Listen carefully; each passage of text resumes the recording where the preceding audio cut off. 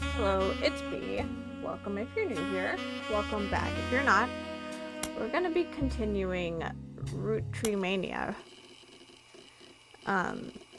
It's been a minute since I played. I have no idea what's going on. I did just finish editing the last video, so I have kind of an idea of what I'm doing here. Not really.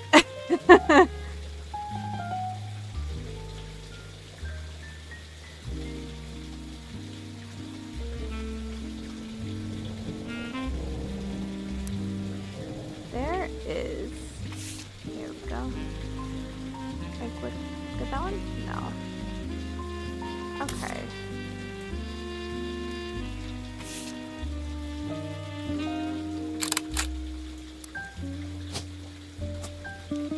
There's that guy.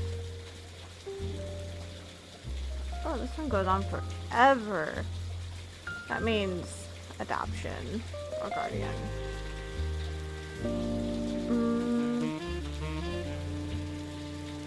Whoops. Okay.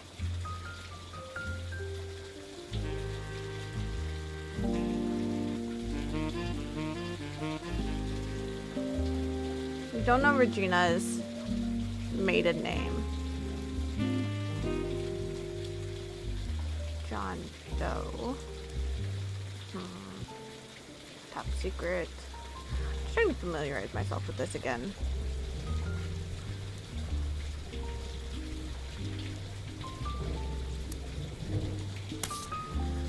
Okay, so we know who that is.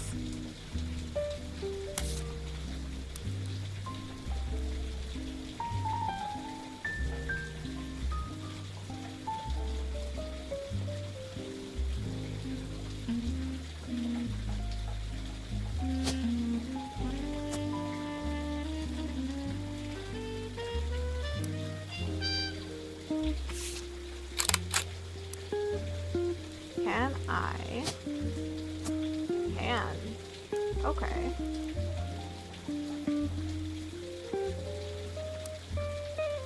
Another picture of Clark around here. This is Clark.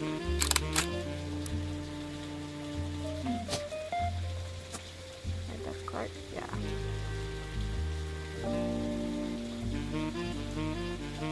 Chris. This is Chris.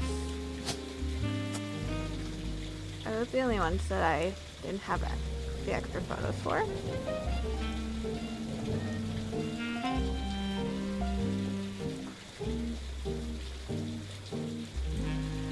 Looks like it. Okay. Okay. Gotta lock in. I have no idea what. Let's give a little hint. This duck is gonna be the death of me. Piketty. Foreign branch of the candy company. In her Piketty interview. Whoops.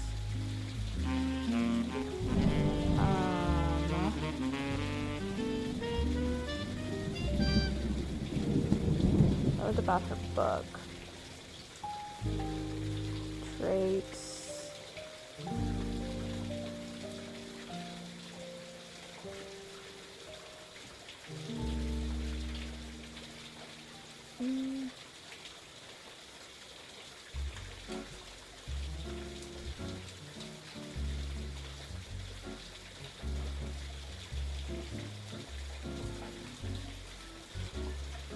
Roottreemania, Brazil.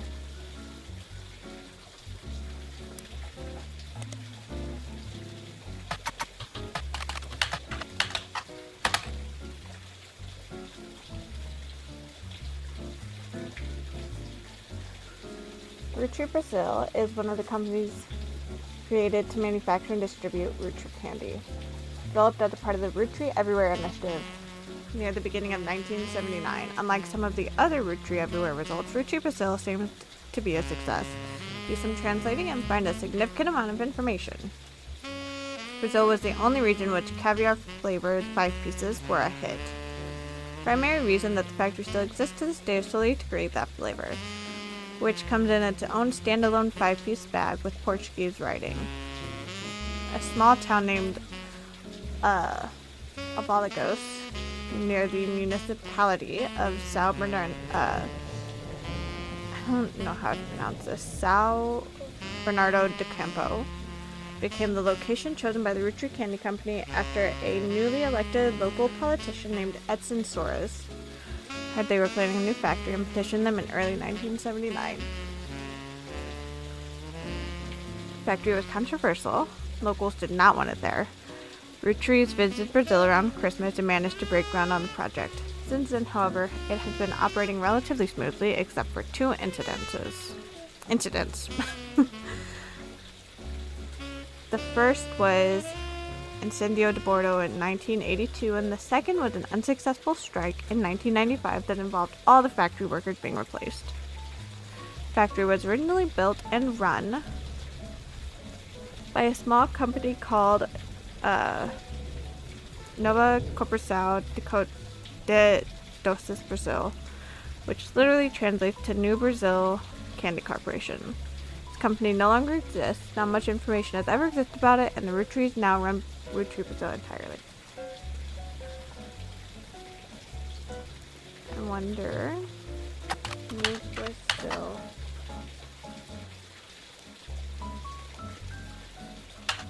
Candy Corporation. Nothing.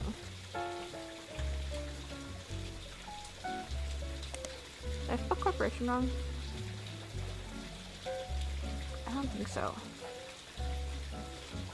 Duck, what do I do?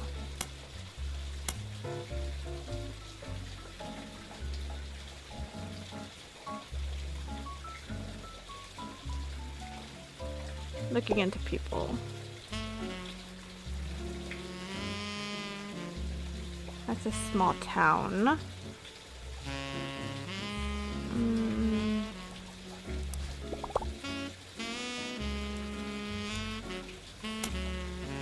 A local politician.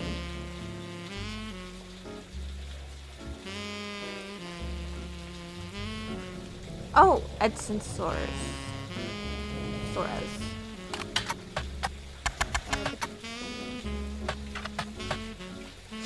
Brazilian politician. You find a dissertation published by a college student as part of their PhD in history. It focuses on the rise of democracy in Brazil. Themes up until 1988, Brazil was run by the military. The politics during that time were often a hotbed for corruption and nepotism. Edson is a former mayor of Abalagos, Brazil. Before politics, he was a manager at an automotive manufacturing plant for a major American car company. Put in charge of Abalagos by the government in 1973. Did not make him a popular mayor. His wife Sonia discreetly put in charge of a television station called Telered. He often used this connection to ensure supporters would appear on local television, spreading his beliefs and emphasizing his political victories.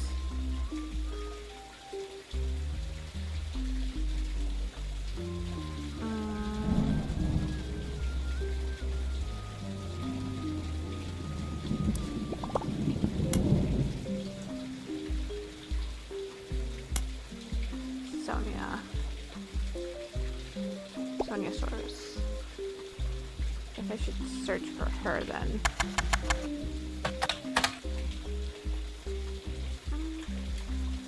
If I search, does return a page listed news anchor in Brazil named Flavio has a mother named Sonia.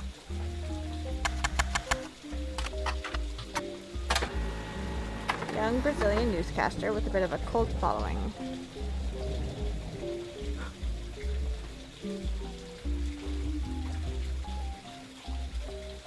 Oh no, he's on AO3.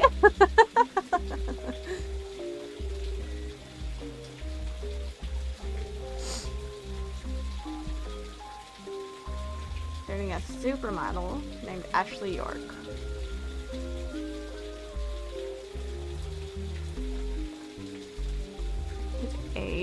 18 Libra grilled steak. And his mother's name's Sonia. Seems that Flavio's translates to golden haired. So he's blonde.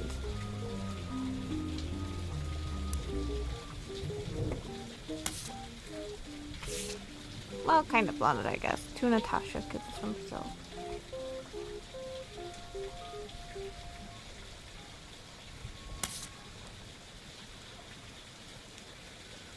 Oops. Okay. So what does this have to do with the root trees?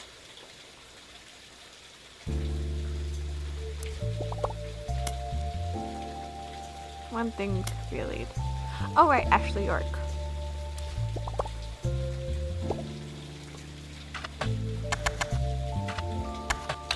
Oh my god.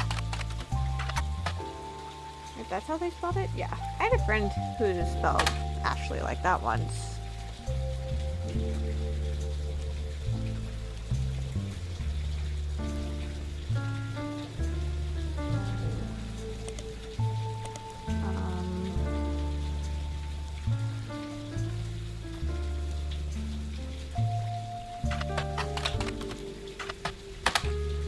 Yeah, okay. A first shawl appearance doesn't lead to any useful information. I was in Rio for Carnival, and he was on one of the parade floats. I had no idea who he was, but I liked what I saw and told my people to invite him to the party I was going to. They were going to his party. She runs a media empire down there called... Okay.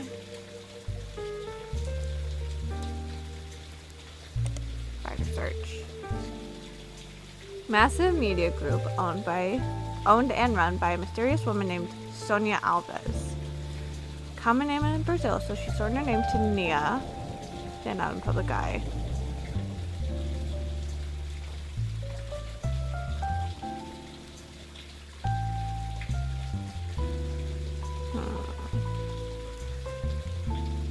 This thread's unmarried. She stayed out of the spotlight. She doesn't even appear at a shareholder meeting. She sends a proxy. So we have Sonia Alves.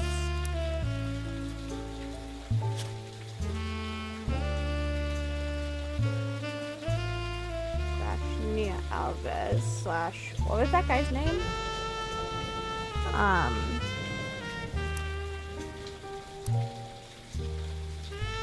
Save note. Soares, Sonia Soares. Oops.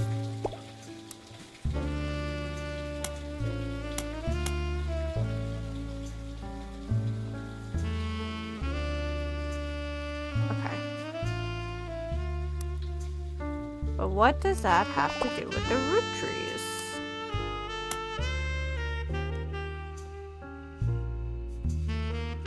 Oh, right. And around Christmas.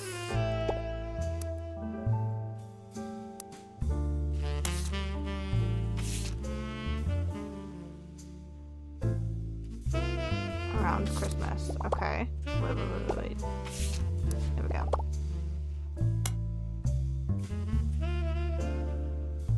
She's the woman in the fourth affair. So is this her? She was Sonia Alves.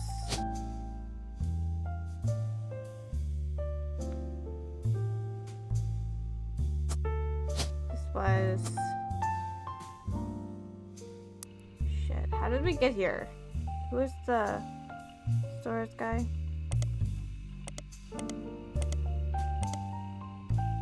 Flavio's the son, Edson.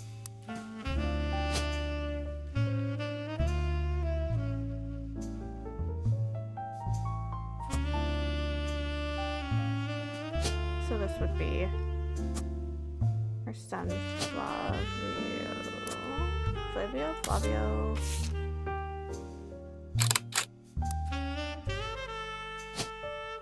She's... Hold on. We know he's worked for the news anchor. I think she was also a news anchor, right?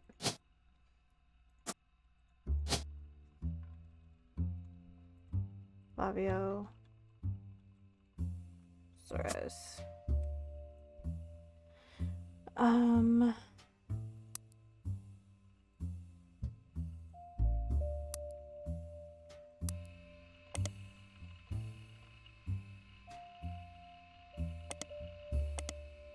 List a news anchor. Oh, that's Flavio. Ashley. Okay, here we go. Massive media group, owned and run by a mysterious woman.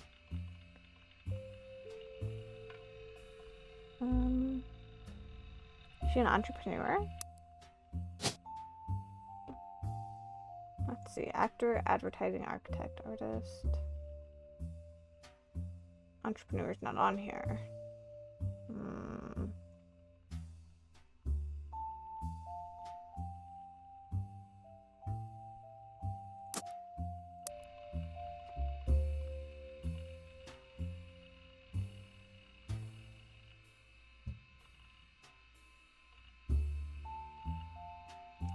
She worked in television. Own media company. Okay. Maybe...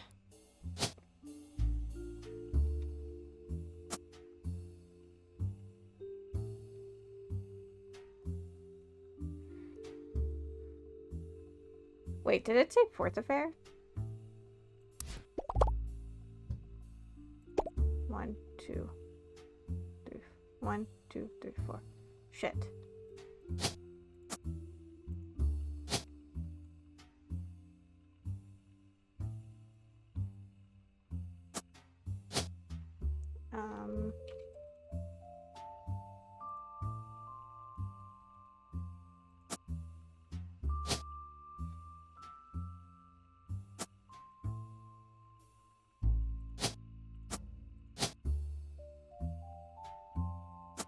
Oops.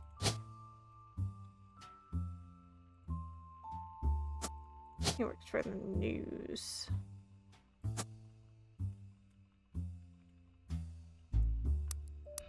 I wonder... That's Edson.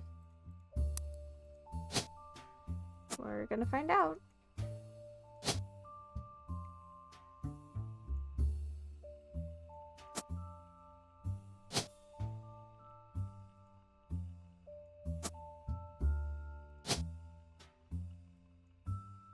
Hello? There we go.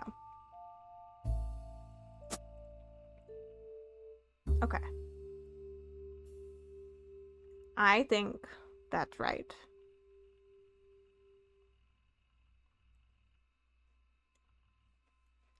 This tree over here is like tripping me up. Because I know this is supposed to be Elias. But who did he have an affair with?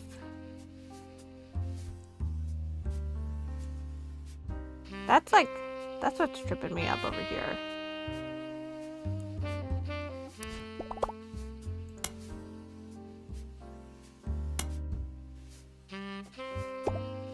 Trooper cell.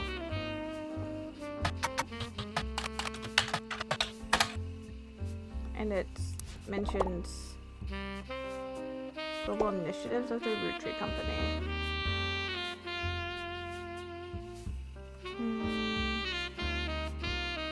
Did I hit record? Oh my god. I did.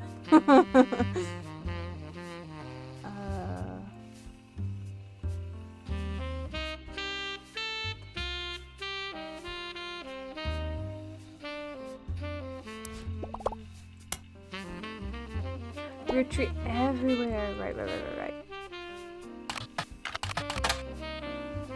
Expansion in late 1970s coincided with some other large changes. At the company had mixed success. As far as you can tell, the different companies related to it were all formed in very different and sometimes haphazard ways. There's minimal organized information. Roottreemania has been distributed globally to certain markets approved by Elias as early as 1940s, included places like Canada, Mexico, select countries in Europe, mostly the UK.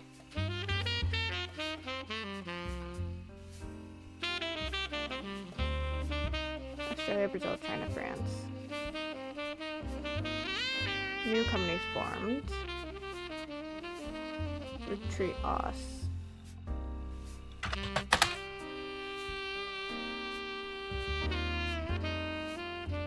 Charles Martin owned a company that manufactured licorice.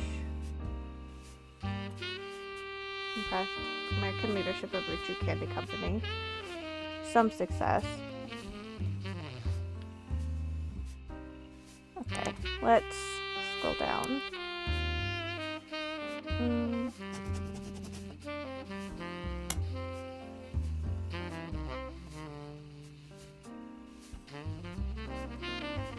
So we have Roottreemania. And that said something about Charles. Oh. Hold on.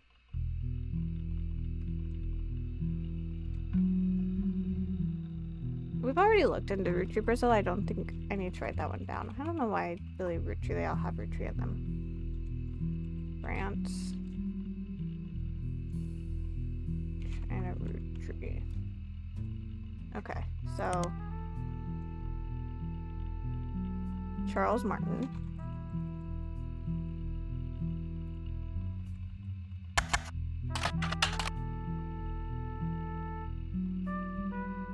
Roottreemania, France was a non-starter. Negotiations broke down pretty late in the process.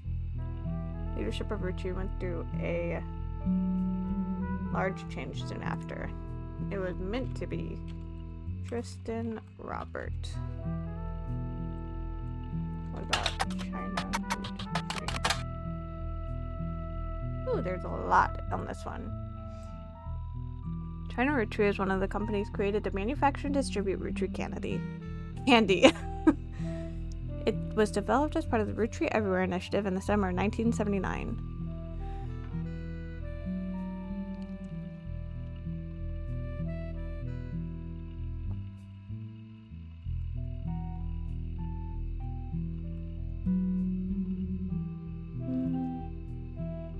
Did not want to import the ingredients and build a special factory. Made a deal to import bulk unpackaged Roottreemania candy and label it for not only China but additional markets.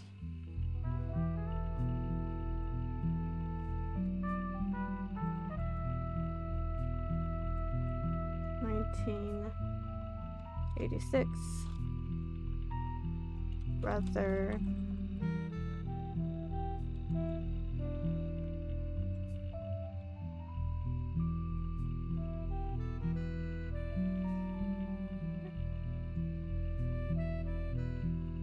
Dies 1992.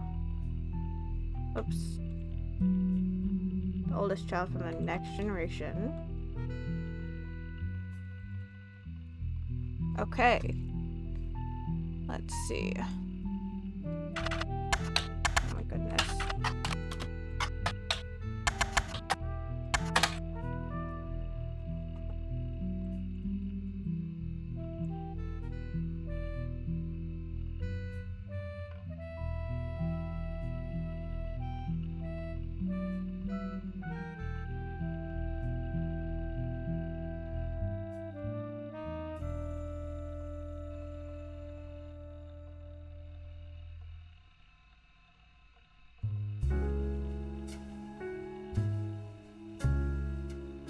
Robin.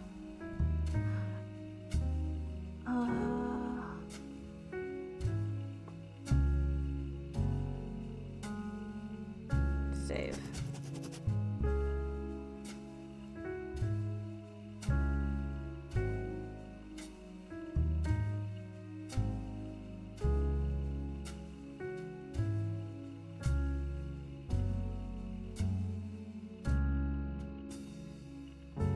So, remember the one person whose name was Robin, but it was spelled with a Y?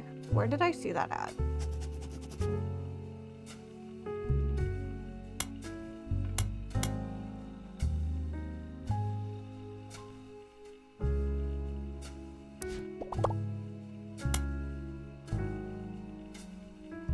Well, not yet, okay? I haven't. You're right. Okay.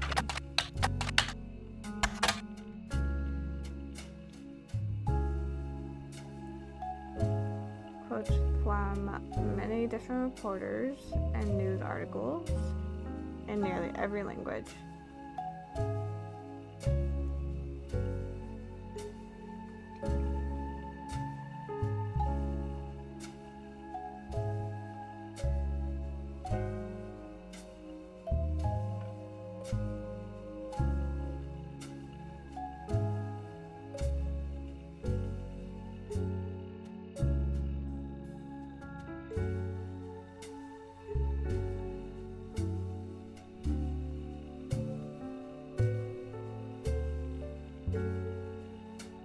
Okay, let's look into his brother.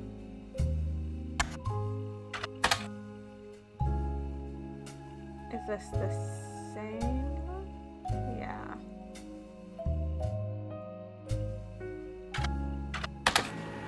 Okay.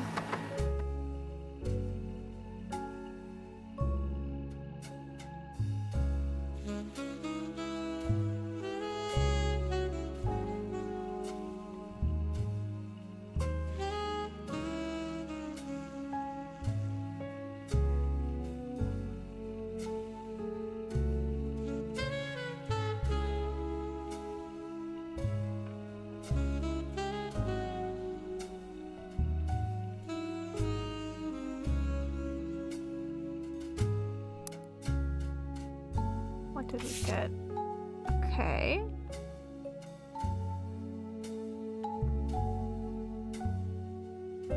Okay.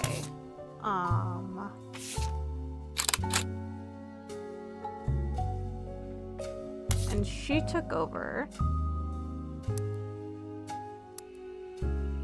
Whenever her uncle, right? An early adopter of IVF, and helped her sister have a child.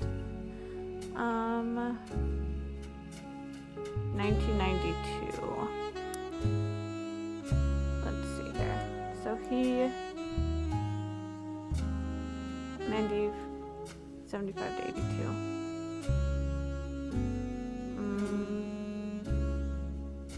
Okay, I don't know where she fits in on this. Aphasia. Right.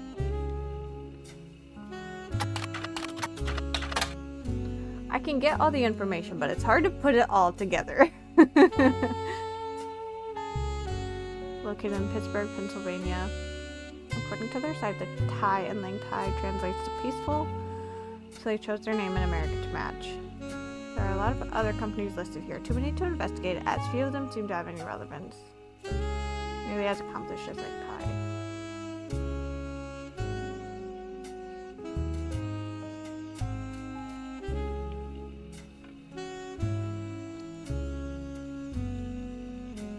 Okay, so what does piece of Asia have to do with stuff? Okay.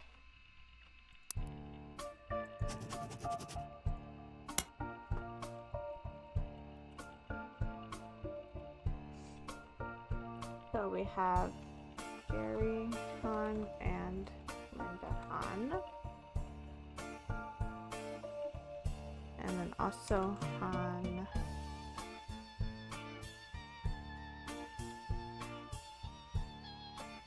I wonder if that's... Do you think Lang Xinyao is the sister, or do you think that's the daughter, maybe? Let's see. Jerry, Linda, and Mark Han. Focus on philanthropy. Hanging with the Hans. They donate significantly to causes that further Chinese American culture. Both born in China, fell in love during college, and his father led a large company.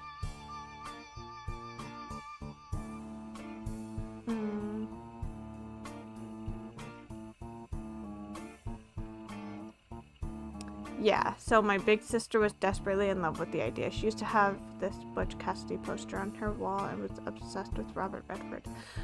So I think that is her younger sister, Lang Xinyao.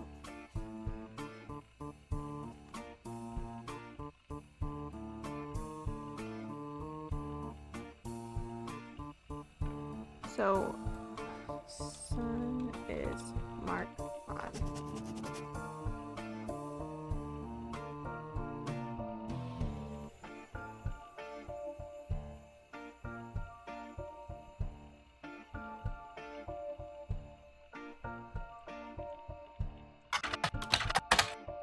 Okay, that's the same thing.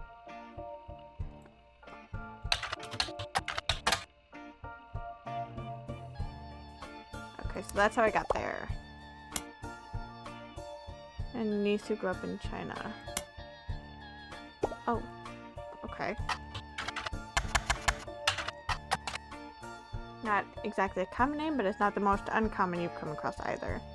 Be able to come up with any searchable details, so it might be possible to narrow down your possibilities.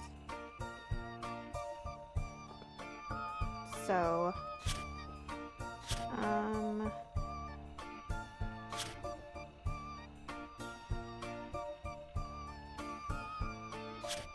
let's write down on this one, Team Allen Claw. You know what? Actually, let's make a new page for this. Lucy Lang, right? Yeah. Team Allen Claw. Possibility 1.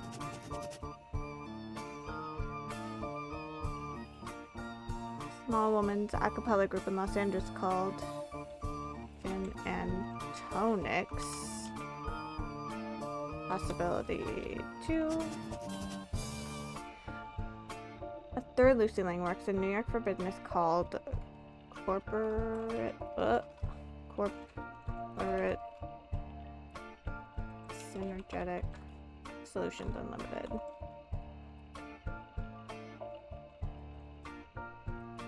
Us 3. Yeah, that's it. Okay, so we're gonna search up Team Talon Claw first. Selected for appearance on the second season of a British television show focused on robot fighting. Mentioned that robot fighting leagues have existed for a few years, but there have been recent moves to televise it. Text-only site. You can find linked in the university. Oh, has a text-only. Okay. Seems like it's used mostly to announce the schedule to its members. So I was supposed to meet every Tuesday and Thursday, but the last 8 dates have all been canceled because a few of them are in UK filming. Traveling members of Talon Claw are listed as team captain.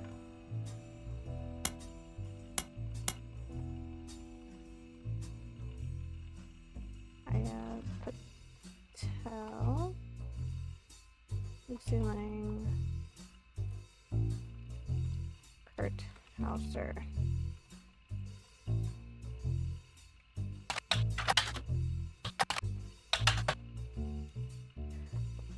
Acapella group.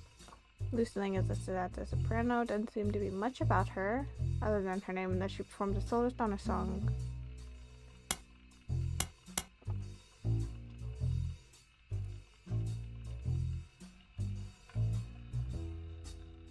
Like the wind. Group were featured on a CD compilation called Boca.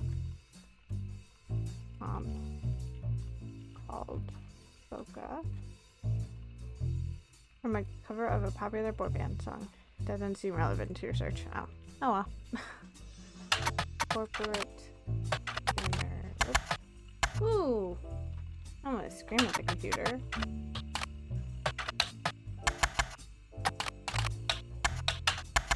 Oh my god.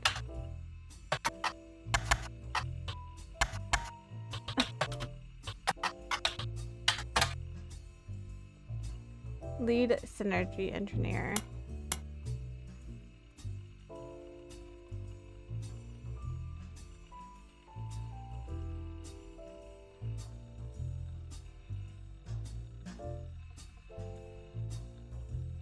Being ranked one of the top facilitators in the world. Business Watch magazine.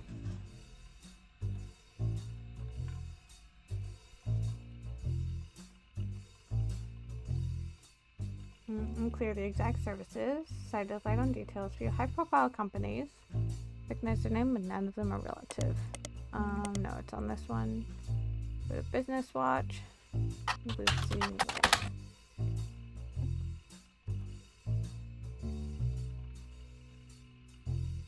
Lucy's bio section mentions she grew up in a small Arkansas town, the oldest of 4 children, and the second in her family to have ever left the state.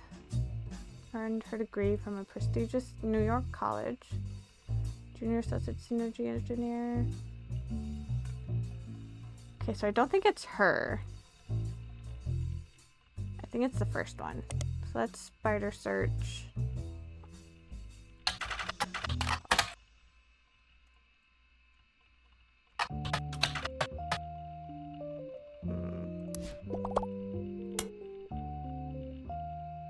Associated with an institution. Right. Mid-Eastern University.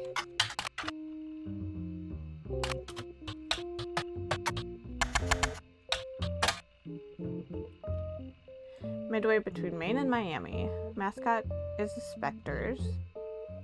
Not known for their sports program as much as their education. Along with other prestigious schools, they haven't quite reached the notoriety of Ivy League. Some refer to it as a Little Ivy. According to their newspaper, the Head Herald.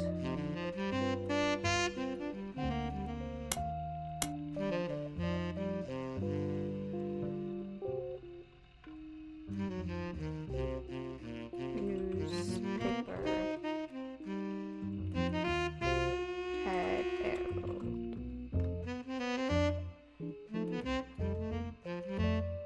Website boasts that they have a historical technology museum on the campus, including a still functioning computer from the 1960s that takes up a full room.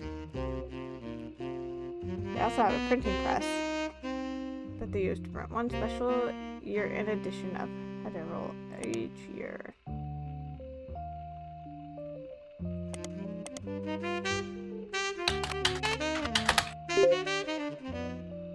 There we go.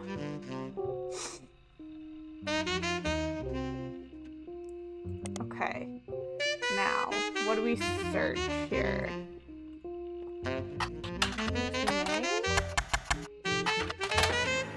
Yes. Lists 3 student members and talks a bit about each of their history, including their interest in robotics. Grew up in China, in the U.S. specifically to attend university.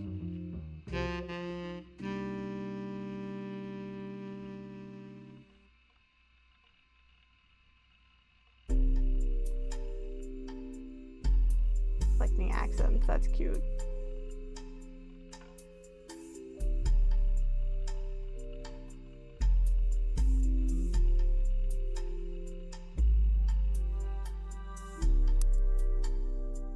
We have a picture.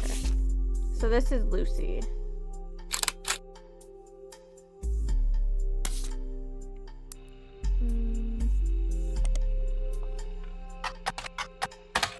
No. Okay. Stuck.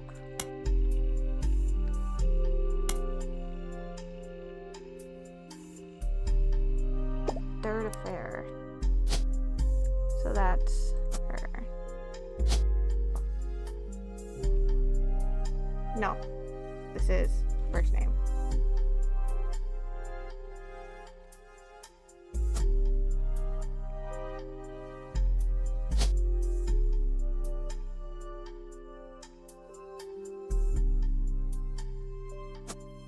I wonder if I should put that one. She's a college student.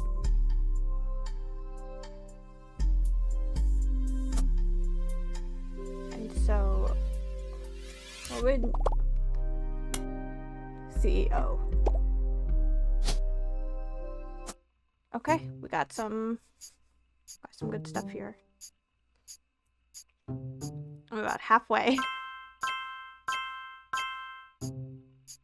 Okay. So her daughter's not right.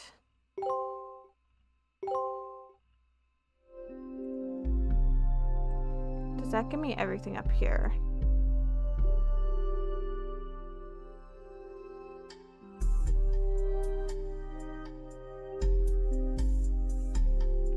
Yes, it does. Okay. So... Oh, I forgot to put her picture. That leaves that to be... Whoops. That's not right. This is secretary. So...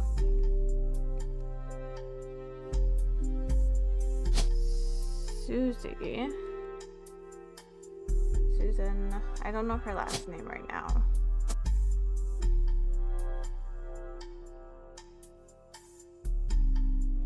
Okay. Crocodile Clementine. See National Press.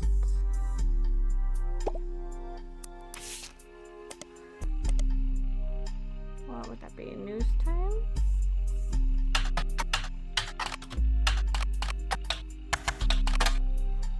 Hockey's about a fight between Sims and Crocodile, but tried to approach from a different perspective. Goal was to paint a picture of the two men involved from others who knew him best. Mark's ex-wife, Colleen Webb.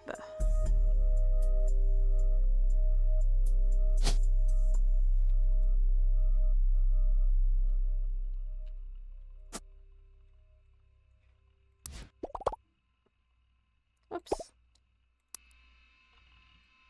According to the section with Colleen, she and he met when he worked for an airline. She worked in an airport newsstand. He was a drinker and would often have wild mood swings. He was charged with assault of a fellow pilot, lost his job, they divorced.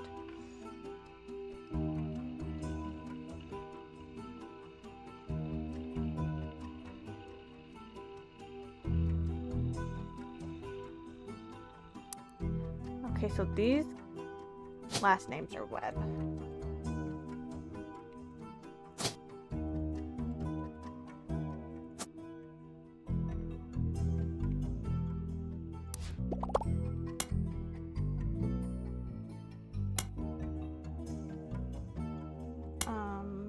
Piketty.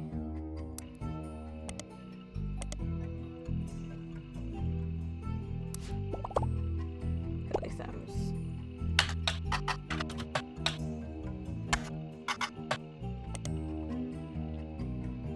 So he's not afraid to publish a few details that more reputable news publications normally wouldn't. They did a report on it. Billy Sims was once arrested for throwing a Molotov cocktail at a company that was found to be testing their products on animals. Crocodile Clementine's bill was paid for by Sarita Jacobson. It was fairly expensive. So I need to search who that is. The other students that were at the event to find out if anyone knew anything, and the word going around was that Mark Clementine showed up because his daughter Mary was graduating that night. One of these guys' name is Mary. Can I put Mary on both of them? Just to see. Because I don't know which is which.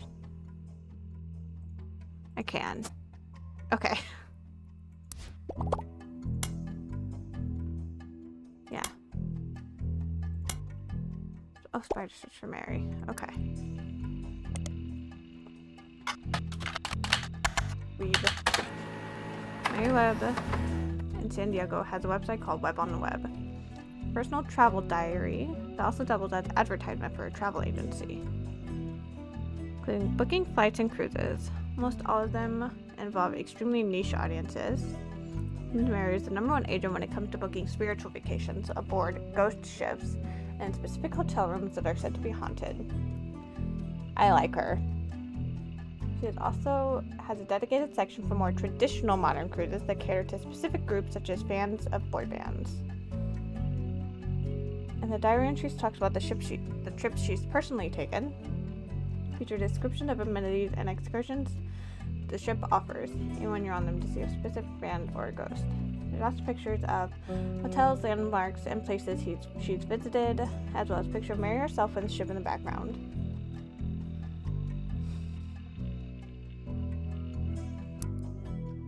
Okay, how do I know if she's the oldest or not? That's what I'm wondering. Paranormal travel agency. Alleged ghost ship from 1980s. Company called Corporate Composition Photography. Corporate Composition Photography. Photography studio that was listed on a few different sites for businesses. Seems to have been possible to hire them to take professional quality photos.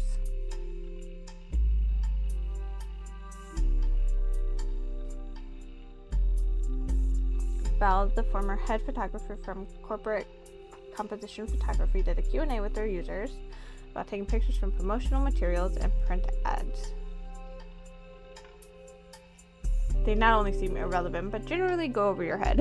One of the questions, however, mentions that Val was on the cover of Telephoto and asked about Iraq. The question was quickly shut down by the person running the Q&A, who said Val does not wish to answer any questions from his photojournalism days, nor does he wish to talk about LBP. Please keep this on the subject of commercial photography. Yeah, LBP.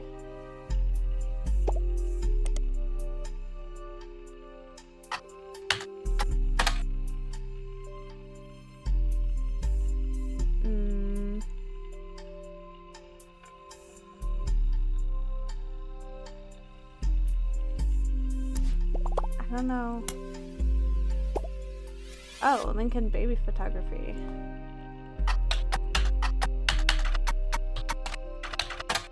Whoops.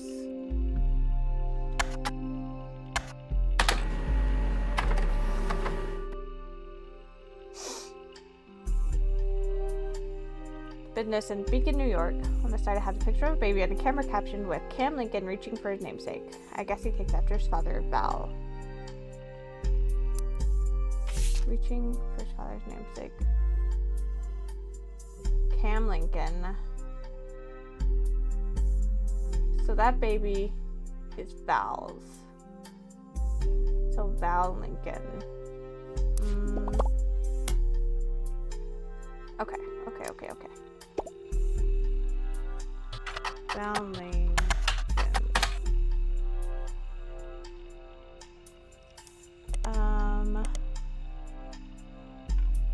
Business watch.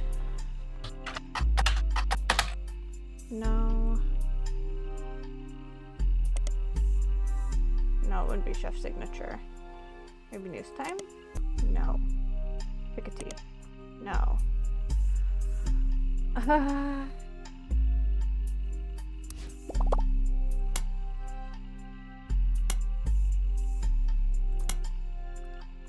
Telephoto magazine.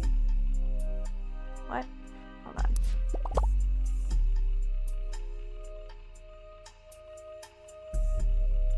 Val Lincoln and Telephoto magazine. I don't see that.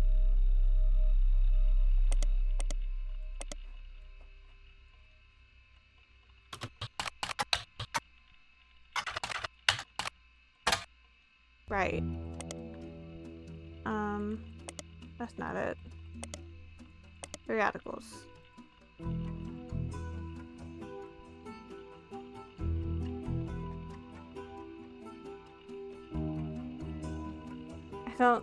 Why can't I find it? Maybe. Ha! There we go.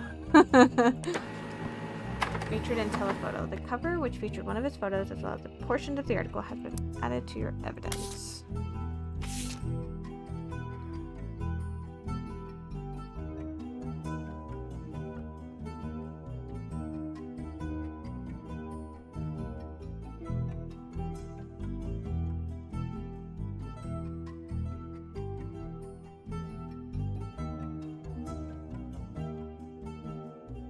It's almost time to feed the cats. I have 4 minutes. Telephoto is a photography magazine. 1992 issue focuses on the photos of Val Lincoln, photographer who went overseas during Desert Storm. He won the CBO Award for photojournalism, specifically for the photo on the cover. The photography class because he couldn't decide what else to do and thought it would be the best career in the world to shoot for Playboy. But he quickly found he had a knack for it and began to skip lunch and his free periods to spend more time in the darkroom. Tried to pivot to landscape photography. I work much better when I'm trying to tell a story. Tell the story of a person or an object.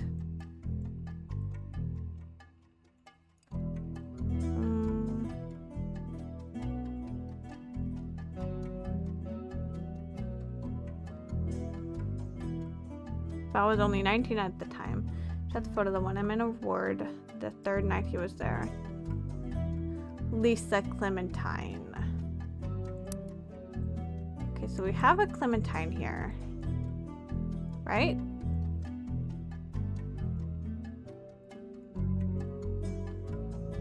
I remember... Yeah. Okay. Lisa Clementine.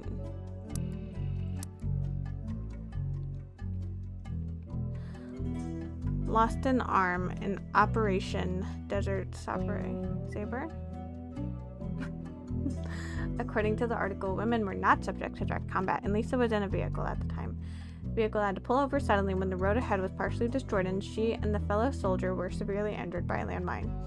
Val says, I ran into Lisa after her surgery and took this picture.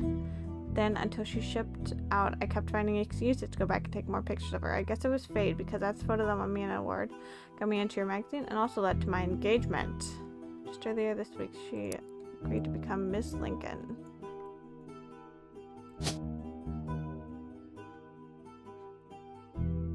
I think Lisa.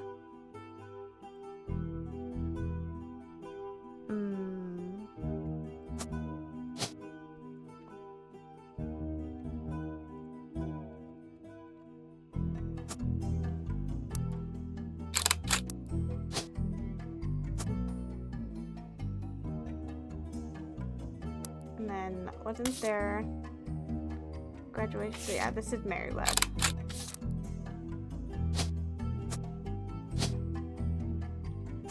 Travel agent. So, I still don't know Susan's last name.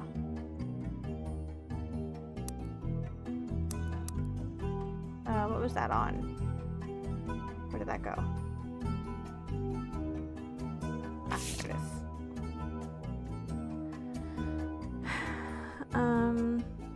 Okay. Lisa Clementine.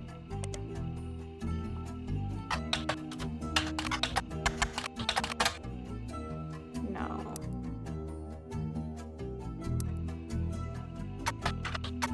Whoops.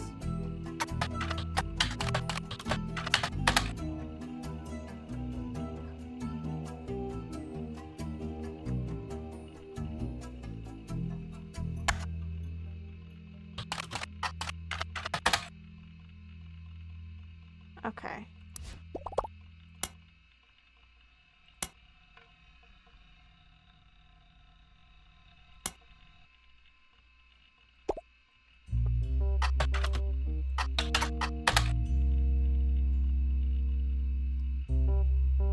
A support group for fellow veterans. A professor.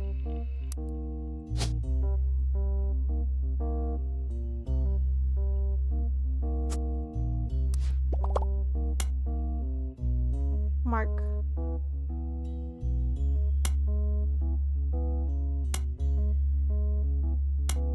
Yeah, I put that.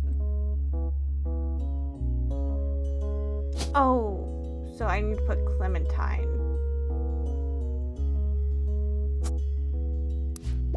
Oh yeah, she was Clementine, and the other one's Webb. Where do I put? Oh, okay. Okay. I gotcha. Do I? Oh, right. What was the baby's name? Cam.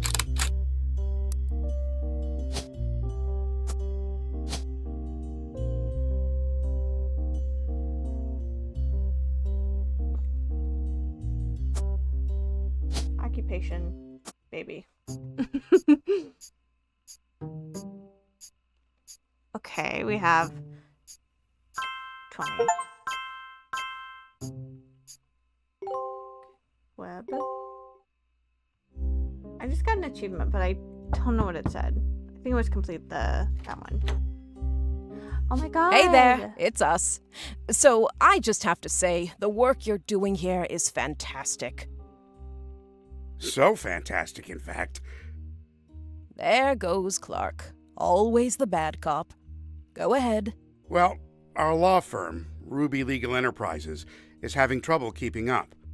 They're actually begging us to stop submitting new root trees. Slow down. They said it's getting difficult to verify your progress. Well, consider that a good thing. I told Clark you'd get results. She says that like I didn't believe her. Regardless, the bad news is it's going to take 5 potential tree additions before anyone locks in from now on. Good luck. And keep up the good work. So that means, let's see. 1, 2, 3, 4, 5. 1, 2, 3, 4, 5. So that means I have 2 lock-ins left. What the fuck is his last name? Large expenses and company records. Grandorf Dove. What was it? Whoops.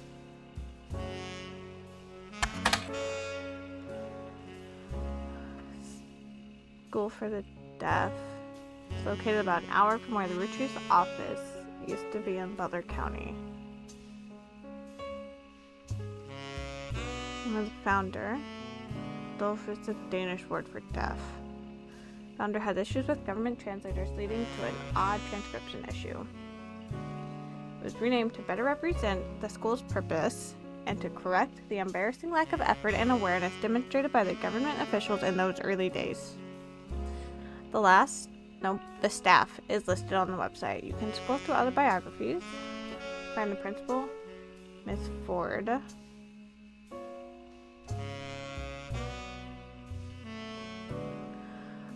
Okay, so is her last name Ford?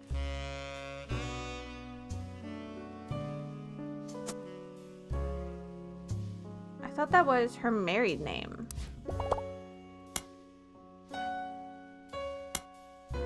Spider search the Hudson Wing.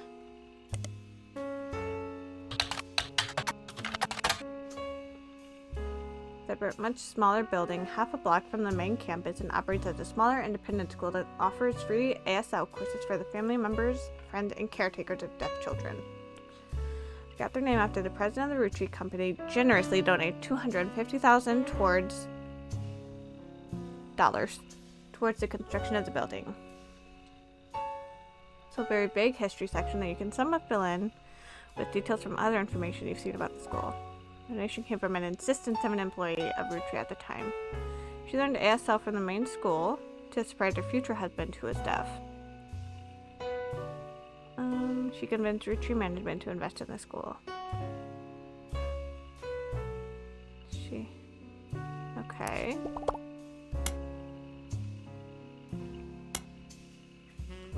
Okay, based in Butler County. So, Butler County Times. How do I spell it again? Grandorf Dove.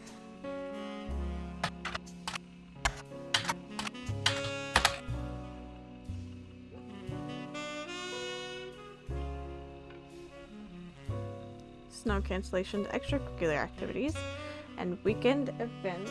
Oh, it's time to feed the cats. That began over 70 years and stretched until the last mentioned 1990. Center of a crime article. Someone defaced the school in vehicles outside the brand new Hudson wing of the school. Multiple broken windows. One of the teacher's cars was painted with profanities and accusation of infidelities. Thomas Hughes.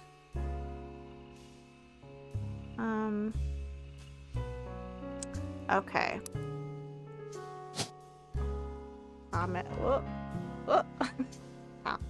God. Thomas Hughes. Okay, so her last name is Ford. I did not think it was. Where am I? Here we go. He graduated a few years earlier. That's good. According to the reporter's investigation, trials, and restraining orders, convinced he was not the father of Miss Hughes' current pregnancy. He was released on bail. School had agreed not to press criminal charges after an agreement was made to pay for the damages for the couple to begin the divorce proceedings. That's annoying. Okay. I am going to go feed the cats, and I will be right back. I'm back. Cats are fed. Oda's home. Let's get back to it. Let's see, what was the last thing? Right. Other County Times.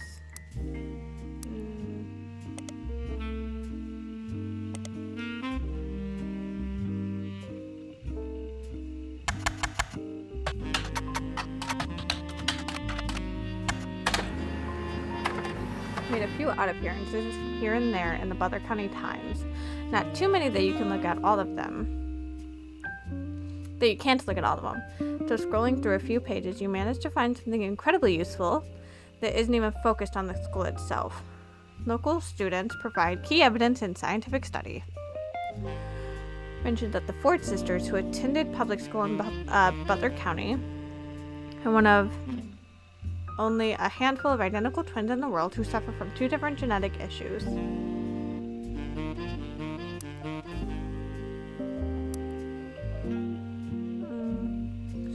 Susie Ford, who is principal of the nearby... Okay. She's a principal.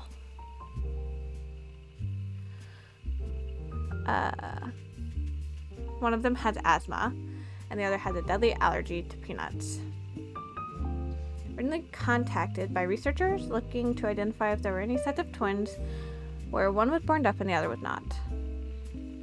Melissa and Heather. They're twins, so I don't know if it matters which one goes where. Melissa Hughes.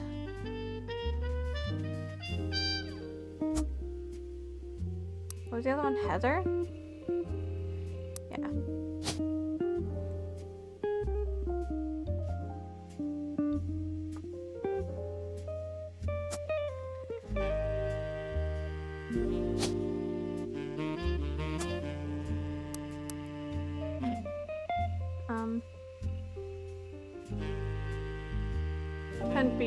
Could be useful, and as turned out they were. She says they couldn't be more different. My youngest, we all call her that even though it was only by 15 minutes, is shy but essentially hasn't stopped running from the moment she learned to scamper. Asthma has kept her sister off the soccer field. Okay. Did it say which one had which? Okay, so... Okay.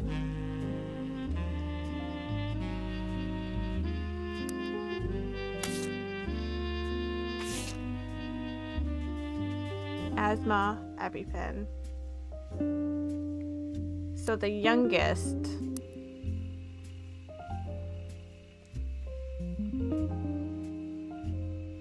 has the allergy to peanuts. So the one holding the EpiPen is the youngest. She's asthma. Right? Shy. Asthma has kept her sister off the soccer field. Definition of extrovert, and is even performing in a local production of Is There Life After High School later this year. Okay. The twin on the left is holding an inhaler, and the twin on the right is holding an EpiPen.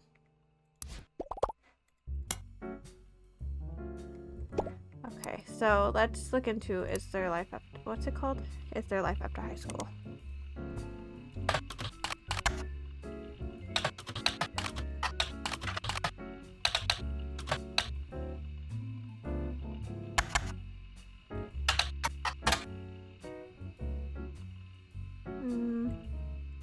High school drama clubs.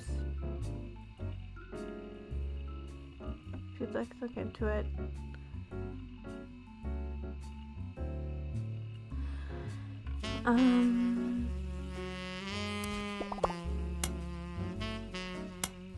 The Butler County Times.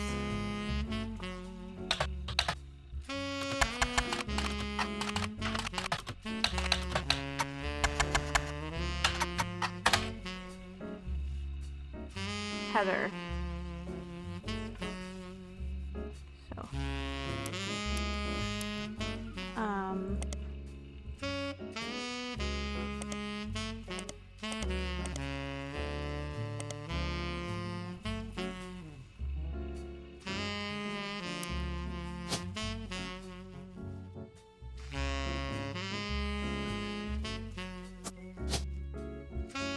That was a 50-50 chance, you know? That's no big deal.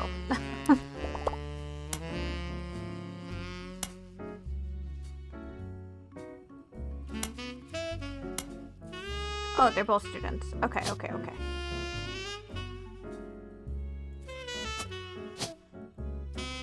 Because they're twins, right? You know? Ford. They do not have their father's last name.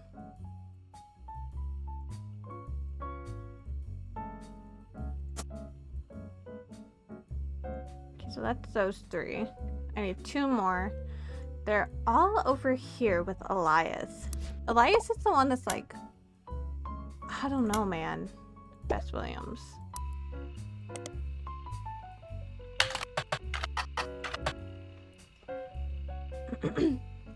Author born in late 1800s, just outside of Miami, died tragically young in a major hurricane. Minor history with the root trees. Blatant propaganda.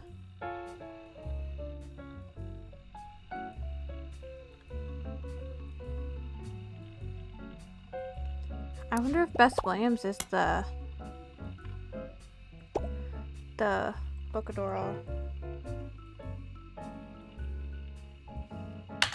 Bocadoro Library.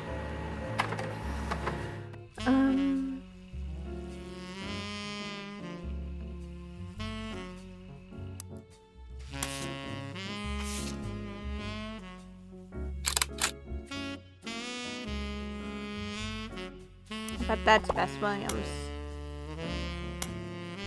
Try to search Miami Sunday. Oops.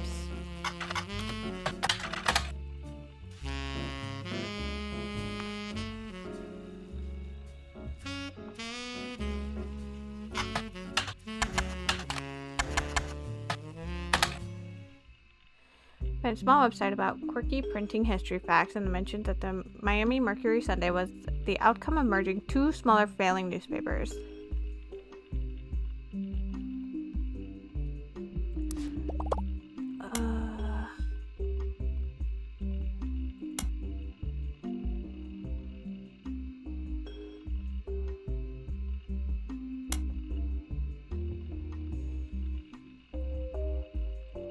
Miami Mercury?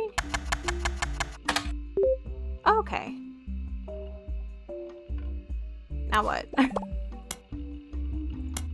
Bess Williams, right.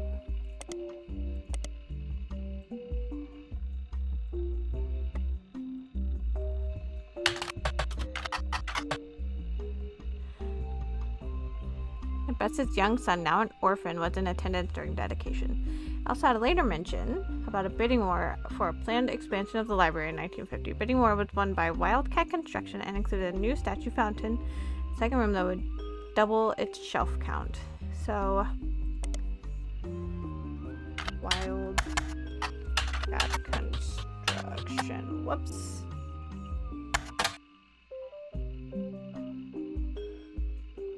Okay. Oh, search Miami Mercury. Duh.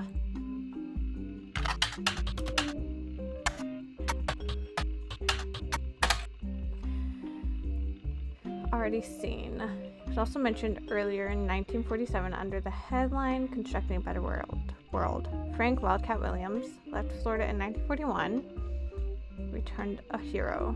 Navy Cross for his bravery and sacrifice, having carried a fellow soldier to safety under heavy Nazi fire. He and his wife Ophelia are carrying his fellow soldiers through tough times at homes, creating opportunities for soldiers finding difficulty getting back to normal. Handle outreach to the wives of local veterans.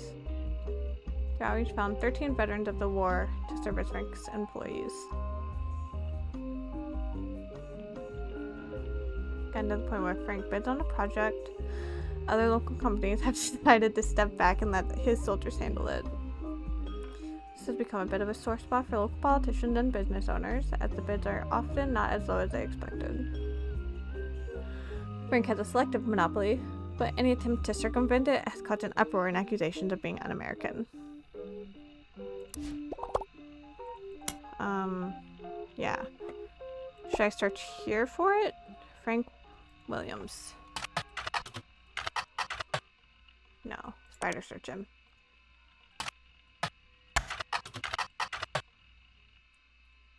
Oh.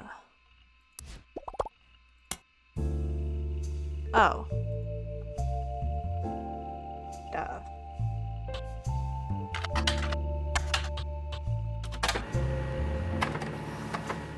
Few military history websites. Where the Navy Cross Medal.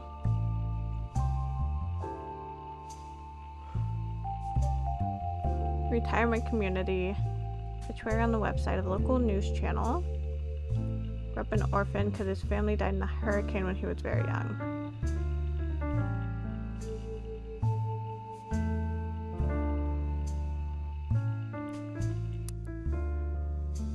Okay.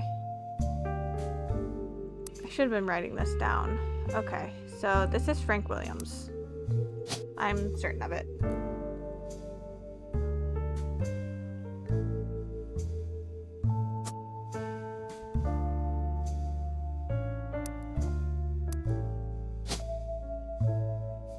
Bess Williams.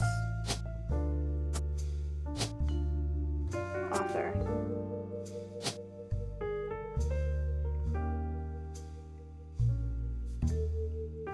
Construction. Ophelia.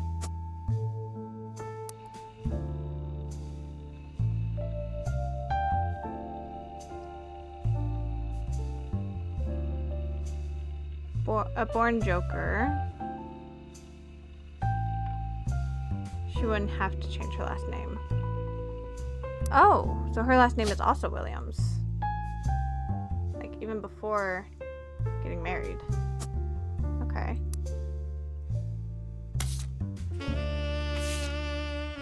So that's Frank. Okay, there's that. Nice, nice, nice. So that's 5, right? Yeah. Ophelia Thomas. Cool. Okay. So...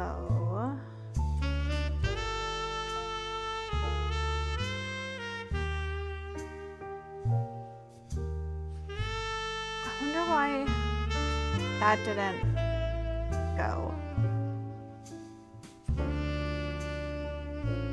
This guy's last name has to have been Fellows, right?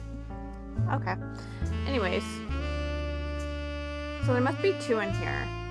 Because there's 1, 2, 3, 4, 5. No. Oh yeah, because whenever it like goes to the like out of 25 out of blank, it said 32 relatives. So there's probably 2 in here. I wonder who that is. Okay, anyways. Juggling hammers. He is survived by Ophelia. Barb Sharon.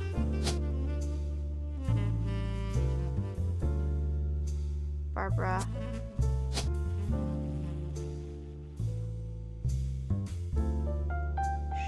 Sharon.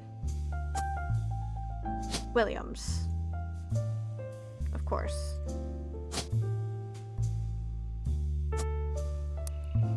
Okay. So...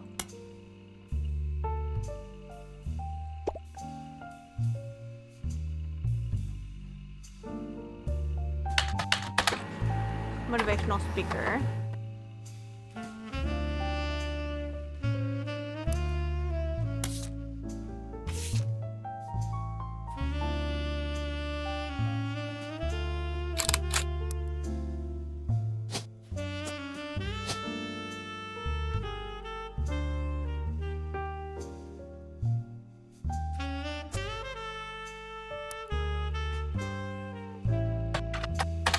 Whoops. Whoops.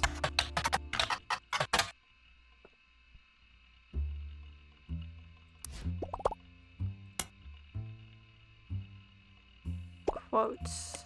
Okay, I didn't read it. Her story will surprise you, uplift, and then energize you. Greta Jones. A lesson that anyone can take something away with. Vic Elmsworth. An intimate evening with a truly wonderful message. Isabel Crosby. Book Barb. For corporate retreats, church events, or even school assemblies, she can customize her message to any audience. Vic Elmsworth.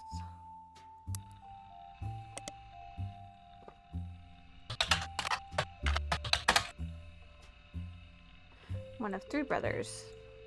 All three of them are contributors to a newspaper called Kikkiwa Falls Gazette. Tends to focus more on the southeastern United States.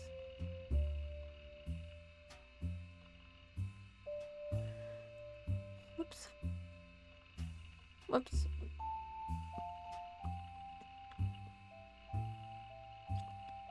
Story about loss, specifically the loss of a bicyclist who was hit by a car.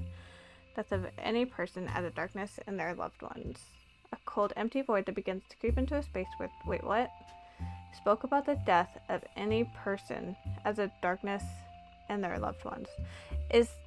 Okay, does that mean that she thinks if someone is even a little bit, like, bad, evil, mean, whatever, it causes someone in their life to die?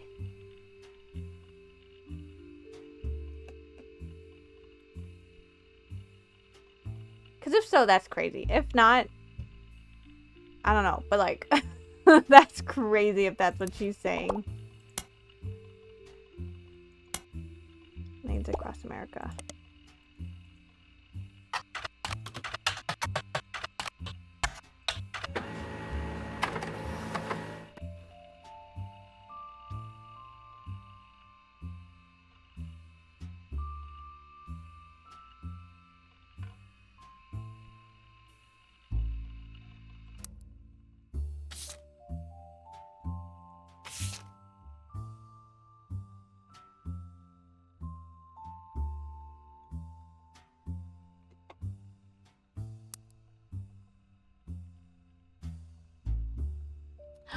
I wonder if that's her husband.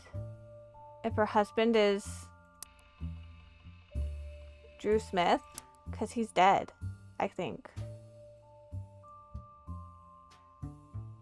I wonder if that's what that is.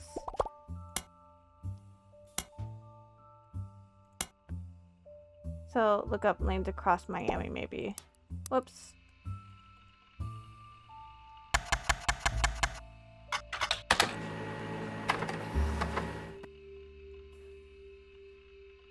Founded by Sharon. Okay. Founded by Sharon Smith after the death of her husband. So do you think this is Sharon and this is Barbara?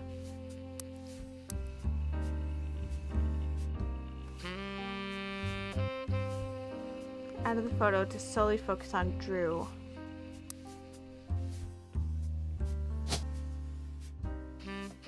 I wonder if this is supposed to be Sharon.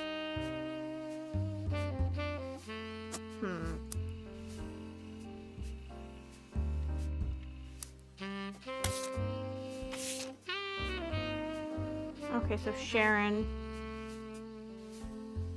Drew.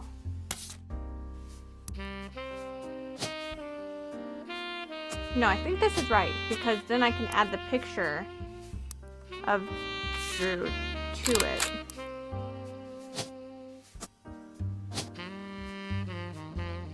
Andrew, right.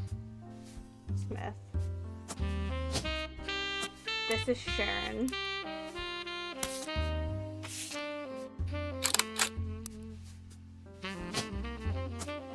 I don't know what her occupation is. We know that Barbara's a public speaker.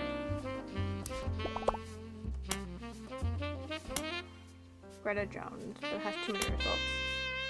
Search for something related to her. Okay. Oh my god. There's so much.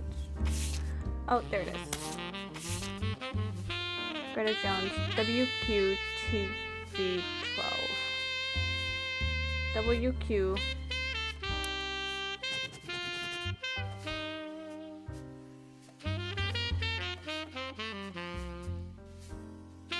WQTV 12. Morning news.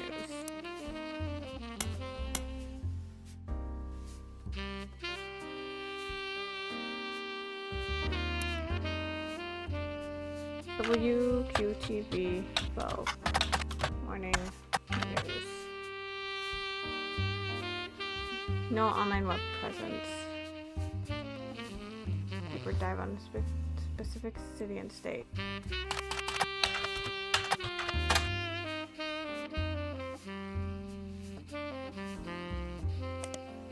So Springfield, Illinois.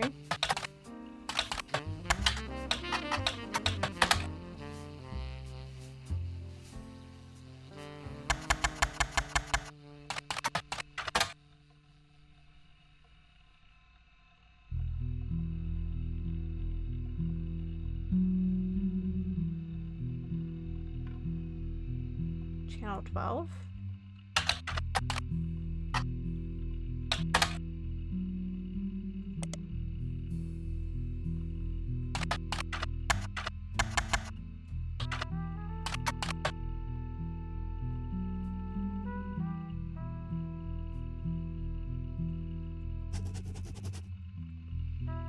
To the ordeal you've gone through to simply figure out her current name, it's way easier than you expect to find that she has a website of her accomplishments. She was apparently the MC for an all-female speaking tour in 1977. The tour was called Stories of Sisterhood, the Mothers and Daughters of Earth. You do a search for it, and I assume some of the stories were compiled into a book. I'm just so used on clicking on the duck. Used to clicking on it, you know? 25 Stories of Sisterhood by Ayla L.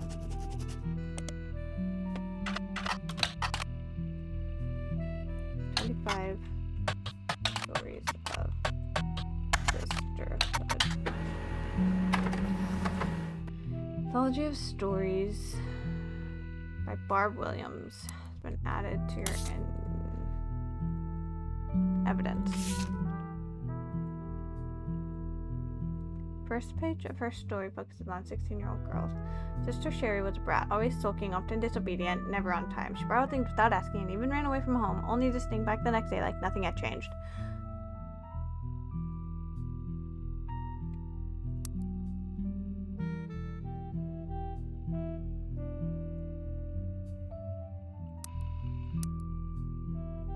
My daughter Sharon, on the other hand, was a beautiful person. Excellent marks in school, was intensely artistic and creative, and even volunteered at animal rescue. She used to tell stories of the two girls until she sets the narrative.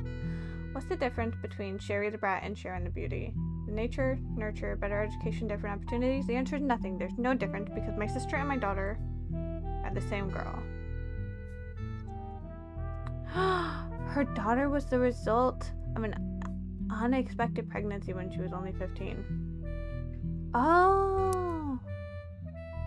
Okay. Met a boy at a county fair. Unlike us, he lived in the nice part of town.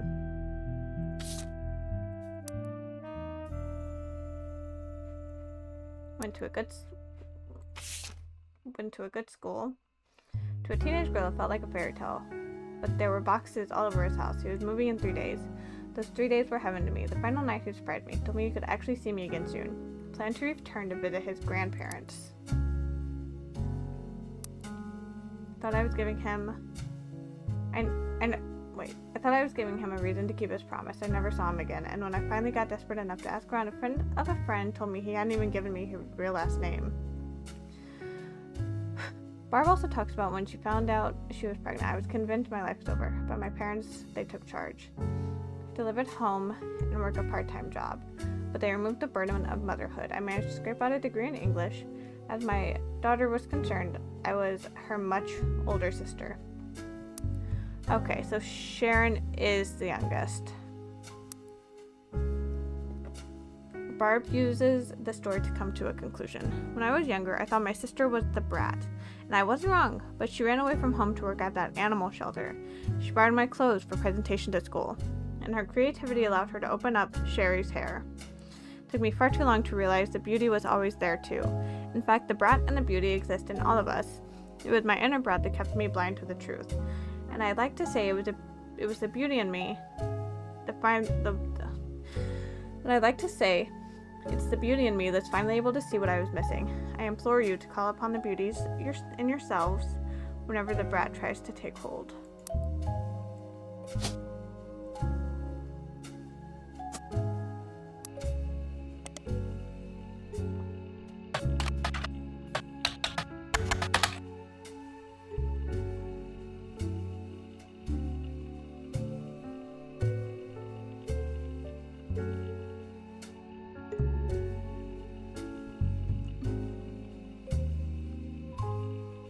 Her husband, Pete.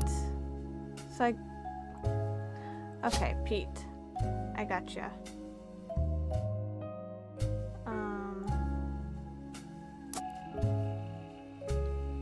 Was her late husband's college roommate. She and he never spent any significant time together until she became a widow and they built a charity together. They left the charity behind because it was going beyond their ability to run it. She also brags about her kids. Tony, who is the oldest. Hello. It would be Anthony, wouldn't it?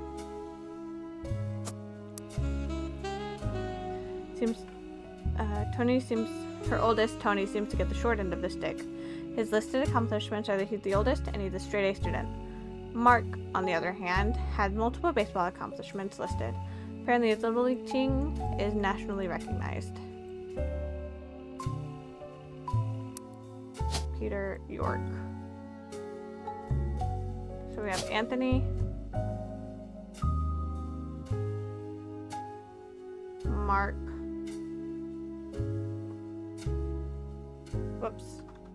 Mark Smith, Anthony Smith, Cricket,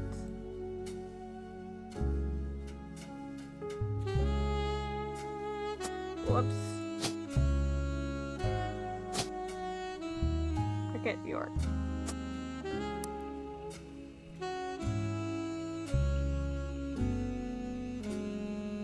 It's near the end and had an entire section dedicated to her. She's an actress on a local television show called Library.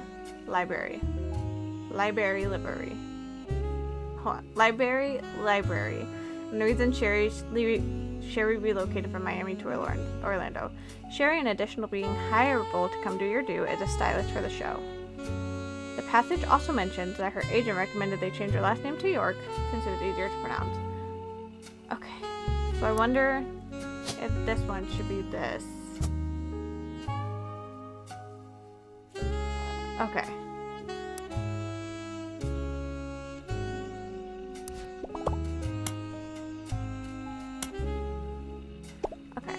What's this show called? Library.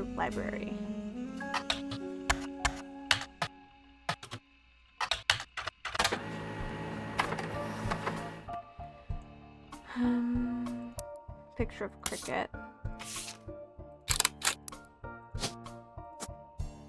Would this be actor? Let's see.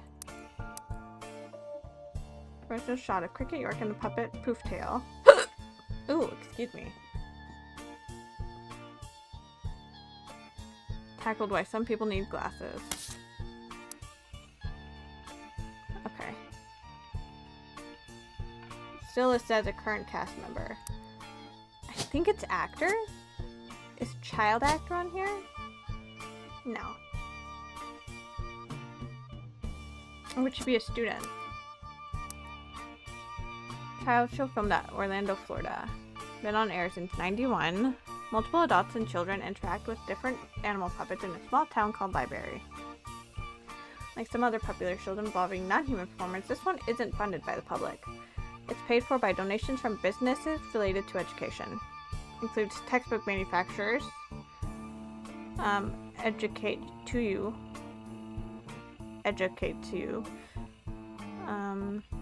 syndicated in a few markets across southern United States and New Hampshire for some reason. That is weird.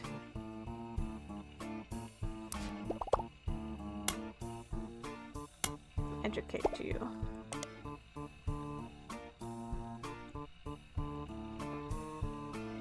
Educate to you.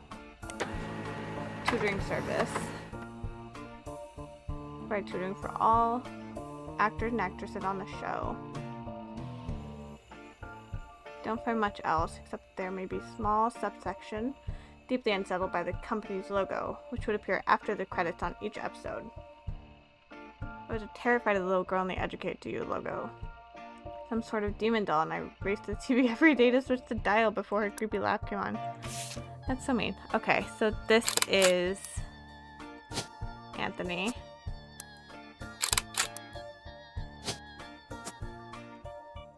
So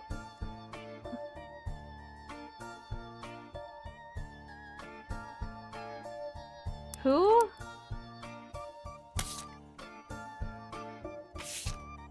is this?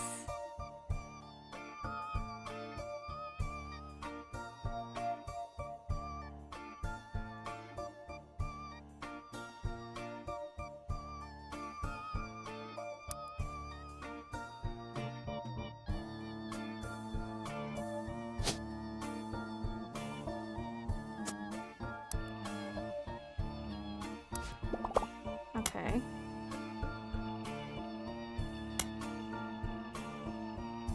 Oh, so it would be the long last name.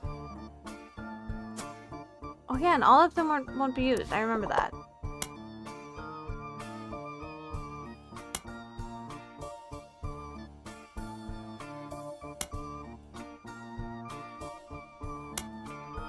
Oh, student. Okay, Mark. Could probably also be a student, huh? Yeah. Well done. Okay, so what I was talking about earlier is that right here it says 32 key relatives. So I bet there's 2 in the top secret envelope.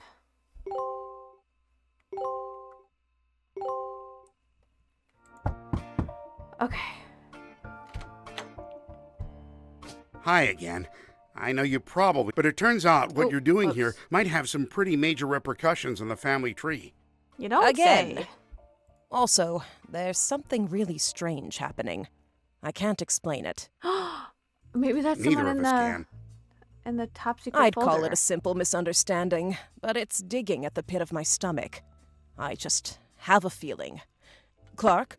Oh, I'm so sorry. I lifted my cup up and the poster stuck to it and then it fell. Last week, let's just say being the president, sometimes people bring me things. Just skip to the important part. Right. One of our janitors brought me some hair she'd found in Ruby Spratt's trash. It was Bonnie Hudson's. Bonnie is Guy's sister. She'd sent us her hair to test potential root trees, since her DNA is closest to Guy's. But Ruby threw it out, and I wasn't sure why she would have done that. Especially right before we began testing the tree you provided. When I asked, she told me she thought the samples needed to be fresh every time they did a test. It seems really odd. Ruby was the one who convinced us to do DNA testing in the first place. She seemed so knowledgeable. I don't like it. You've done more of a deep dive on these people than anybody else has. Clark will keep a closer eye on the DNA tests from now on. Do you think Ruby's a root tree? You have an eye for anomalies. We need you to find the smoking guns. If there's anyone you're 100% positive can't be a root tree, Or any you've got definitive evidence are root trees, then we might be able to catch Ruby in a lie. Okay. Filling in this person is optional. Filling in this person is optional. All possible root trees and put in your deductions. You'll then be able to end your search and reveal the truth. I have 13 possible root trees left to identify. Are there more? No. Okay. Oh my god, there are. Shit.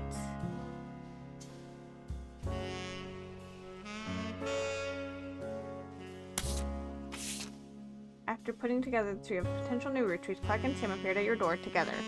According to Clark, Ruby Spratt, the company's lawyer, was caught throwing away the DNA samples from Bonnie Hudson. These were intended to be used to test new potential Roottrees.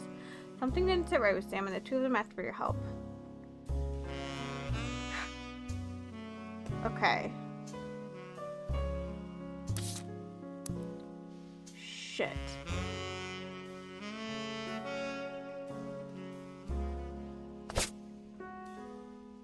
Okay, can I get hints? Anonymom and news time.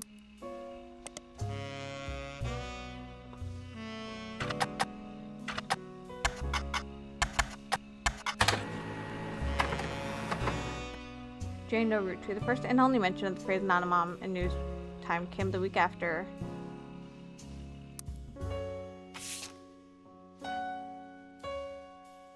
Okay, so I can't get a picture of them. Daughter was not a Rootree. Okay, came before all that. Anonymous woman appeared on the cover of News Time shortly after 5Ps was confirmed to be a member of the Rootree.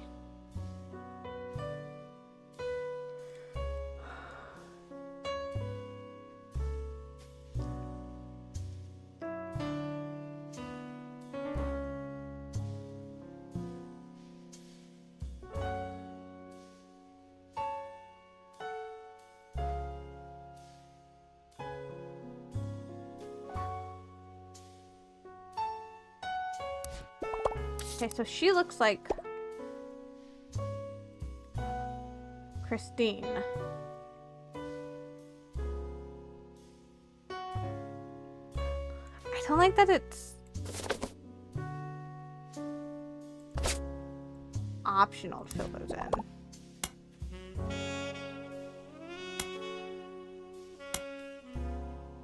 Oh, Piketty, right.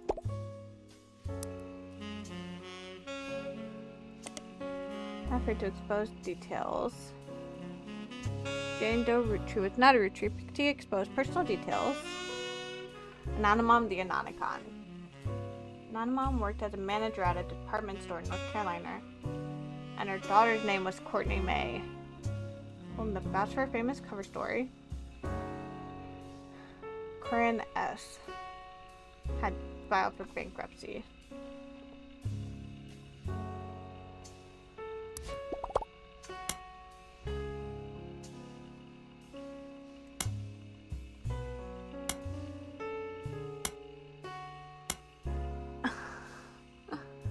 Courtney May Watt.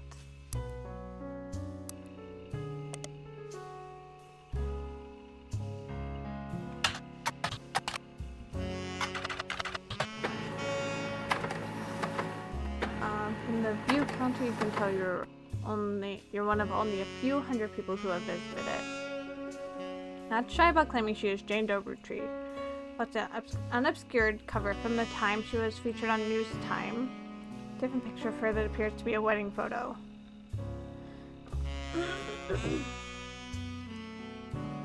Everyone has everything wrong. My mom approached the Rootrees before 5Ps was ever on the cover of News Time. They only listened to us after we appeared on TV and magazines. So, Beatrice? Courtney May? Former Beatrice Watts.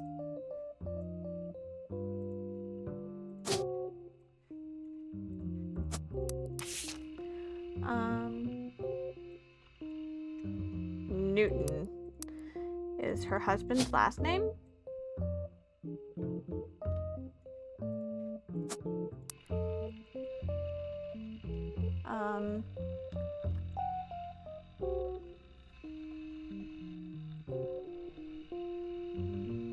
A few weeks before the 5Ps article appeared, and it seems legitimate. How difficult it was to convince anyone to tell her story. My mom didn't want to show her face because everyone in the media we approached assumed she was lying. Because her story was just like 5P's, but my mom's story was first. Mom was advertised by Ryan and Cork to tell News Time that seeing 5 P's on the cover was what inspired her to go public. Our story was first. Courtney's defense continues, but much of it seems repetitive and useless. DNA test. My mom is amazing. She's the nicest woman in the world. She has diabetes, works at a department store, but still managed to help pay for my apartment in the big city so I could stay with my high school sweetheart. Got a degree in nursing.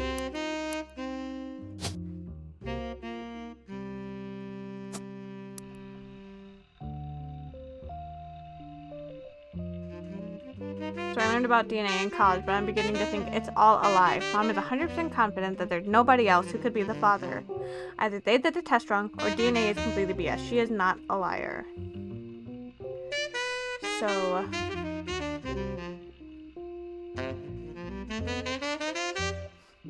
she works at a department store.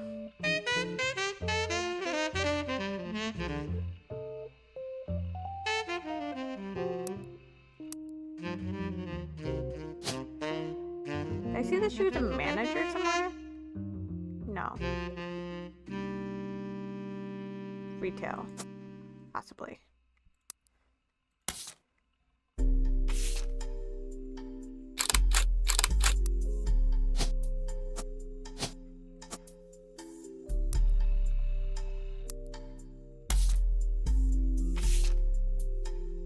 Courtney May.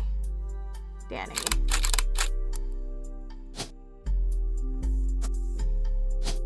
So, probably Daniel? Yeah.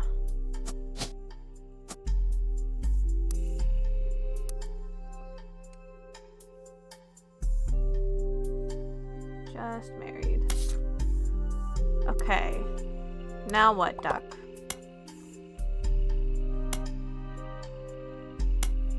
Rand Cork.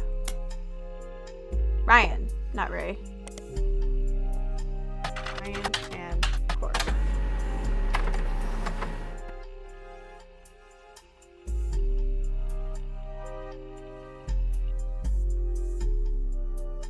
Here we go. No chance that non-mom's daughter, Courtney May, was a Roottreemania.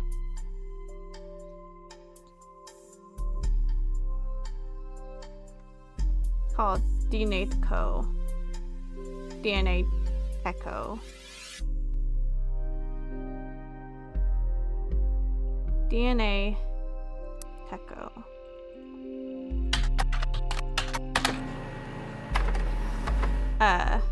Dinatico.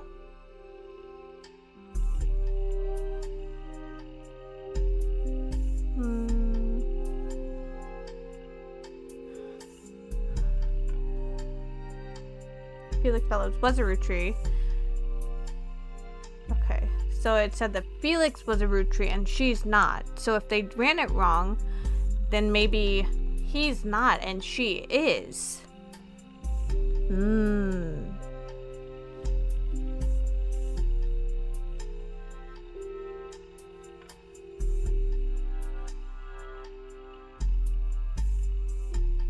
Bonnie Kellogg. Paternal aunt.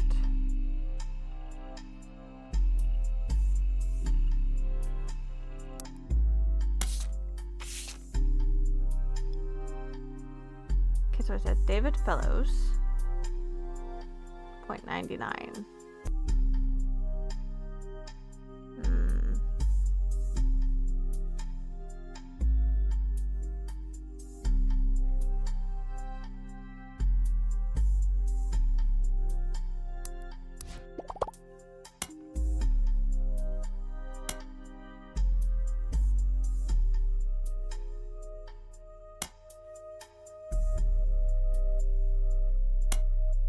Mary Beth Clementine. We're at Butler County Times.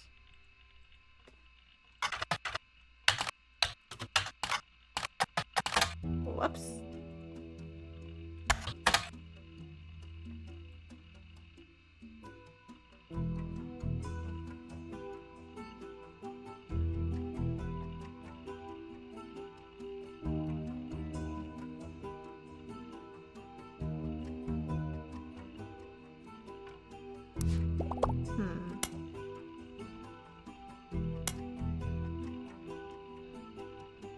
Oh yeah, what was his name? Tostrito Jacobson. I can't copy that. Tostarito.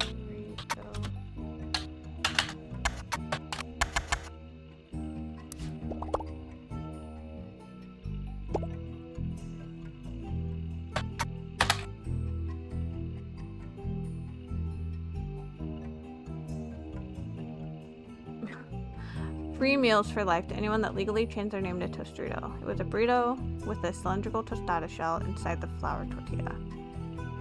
Used to be named Lucinda.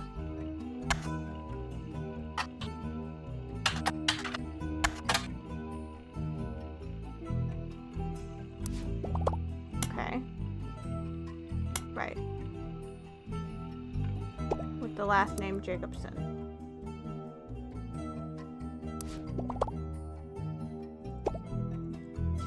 Shit. Rootree. Morden. Hudson. Kellogg. Wilson. Morden.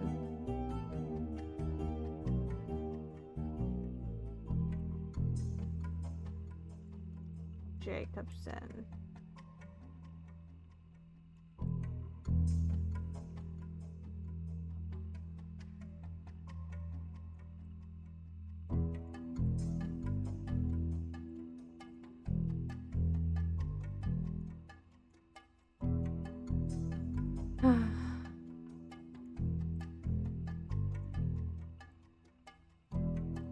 Edith.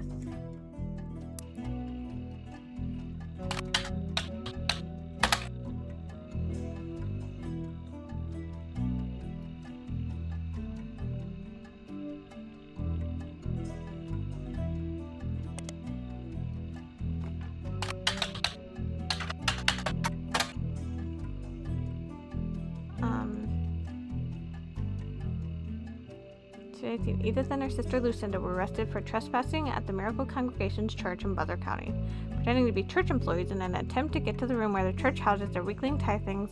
The church didn't press charges.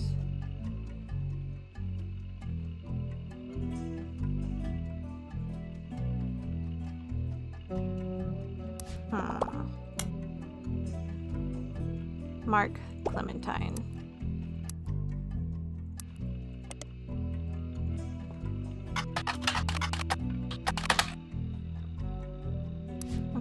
Okay. Basket Baby of 1950. Whoops.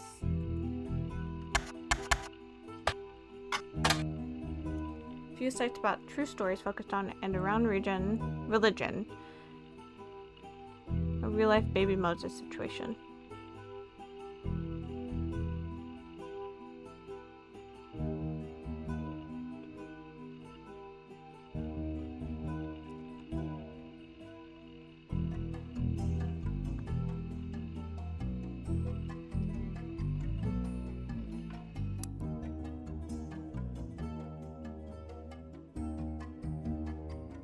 Where am I?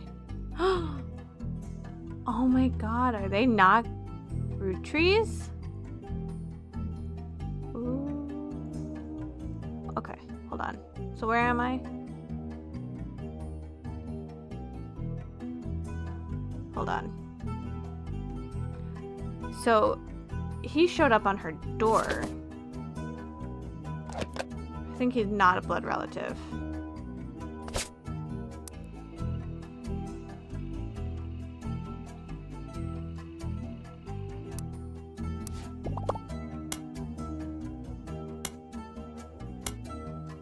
Portland Telegraph.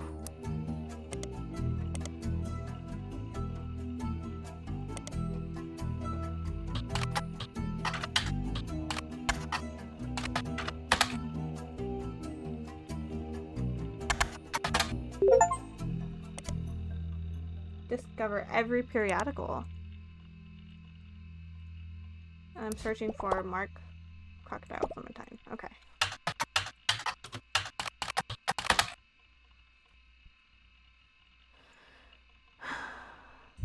Weekly between LA, Juarez, and Vancouver. Very low, literally under the radar. Bit by a crocodile. Cut his leg on a loose piece of metal in the cockpit, but his story seemed very odd and was quickly alerted the police without informing him. Okay. Oh, what name was that? Dirte Davy.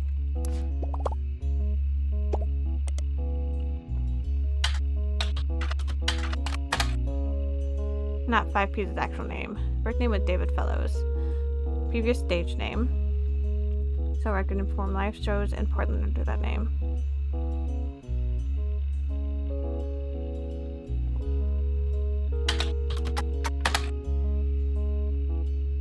Online discourse. Reina in a list of attractive women.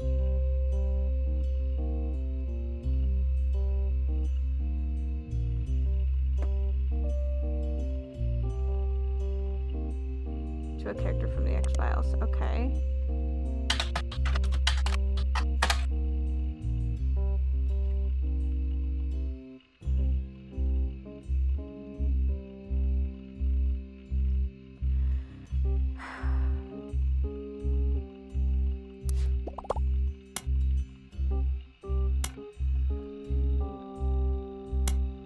Yes, I can jump.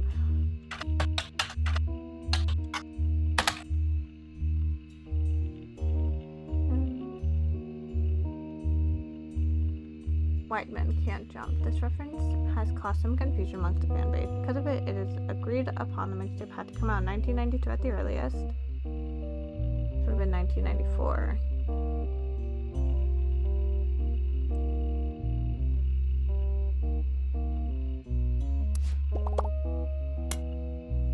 Oh my god. 5P's and Teen Blast.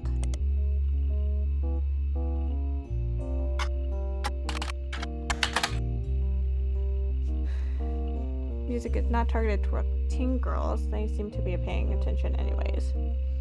In the interviews with the magazine, they listed him among the hunky hotties for the past few months with small bios that tell you various facts about him. Real name is David. Birth was in 1977. He's an Aquarius, where he grew up.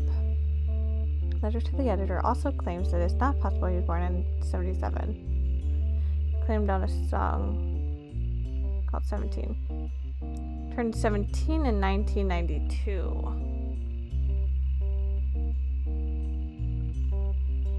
Shouldn't print rumors. I'm gonna eat something real quick and I'm gonna be right back because I'm starving. Okay.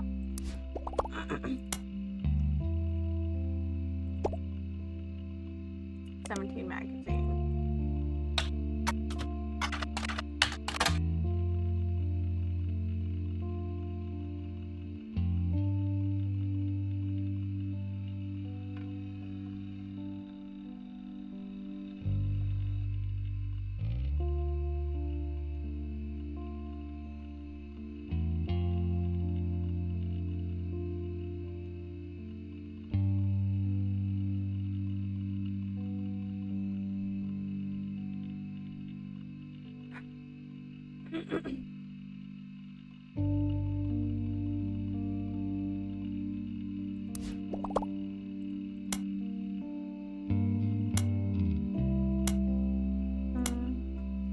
Business watch.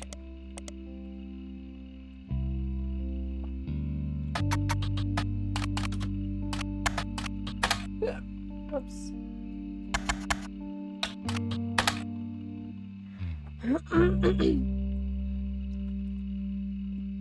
Oh my god, I have the hiccups now.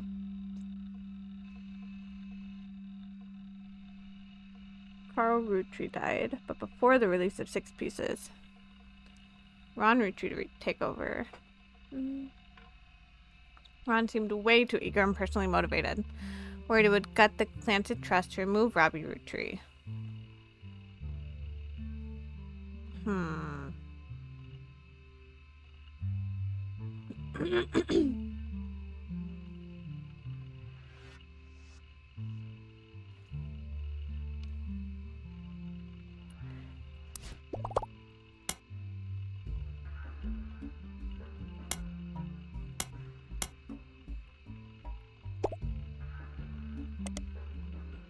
hold on. So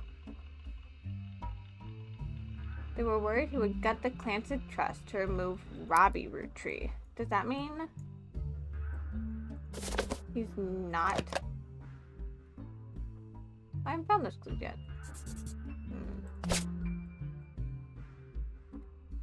Okay. What am I doing? Ruby Legal Enterprises.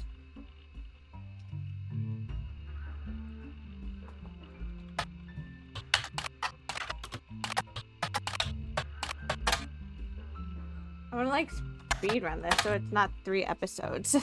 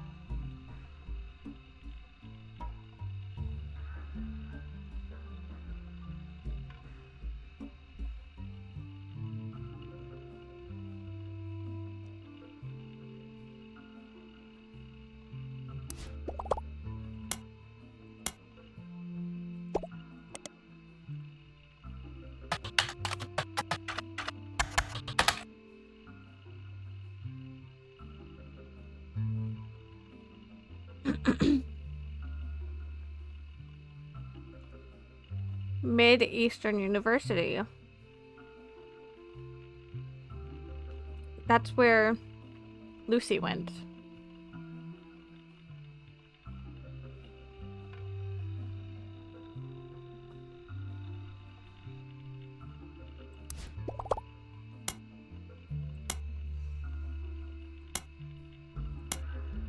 Oh, right.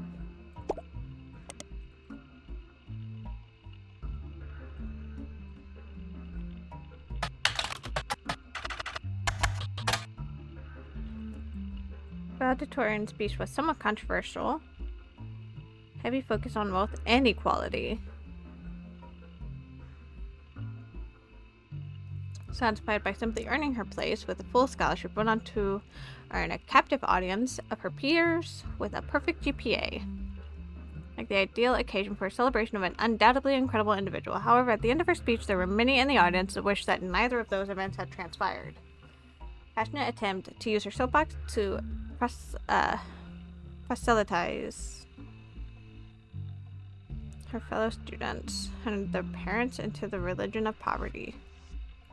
They remained unconverted. What was it? Oh, the Portland Telegraph.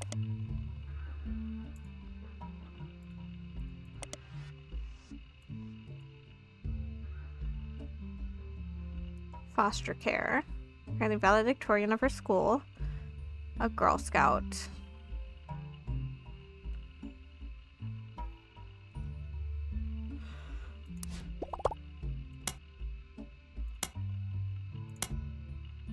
Better search foster fountain.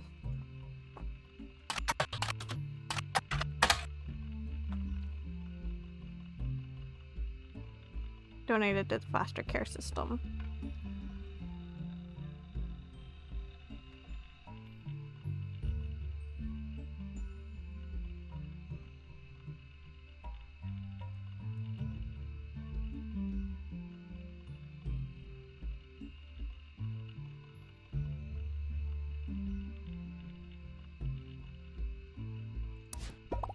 Each penny becomes $1.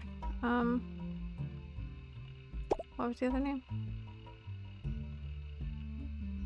Fountain of Youth.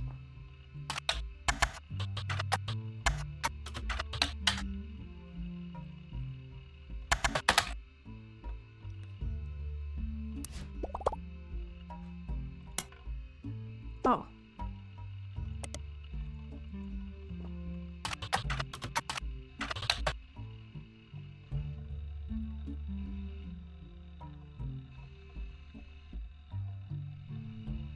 Foster care alumni. Dirty Davy was listed as one of the musicians.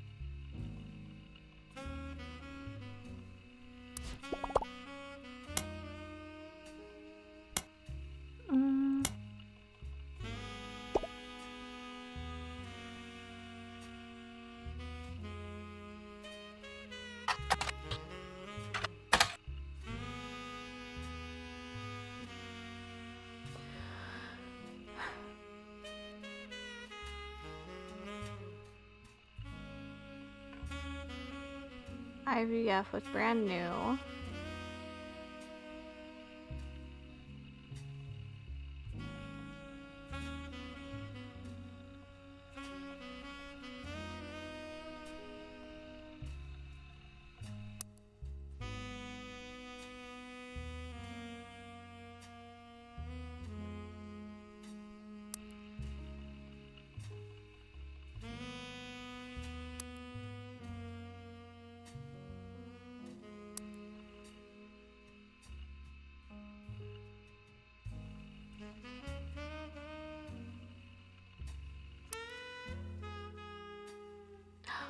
Is she not a Rootree? I don't think she is.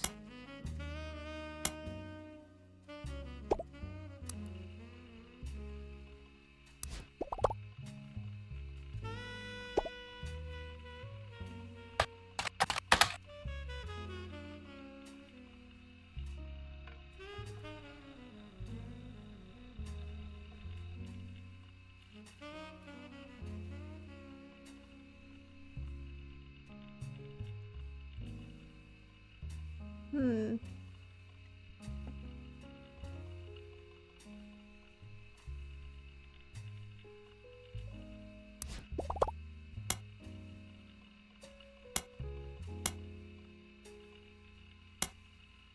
Yeah.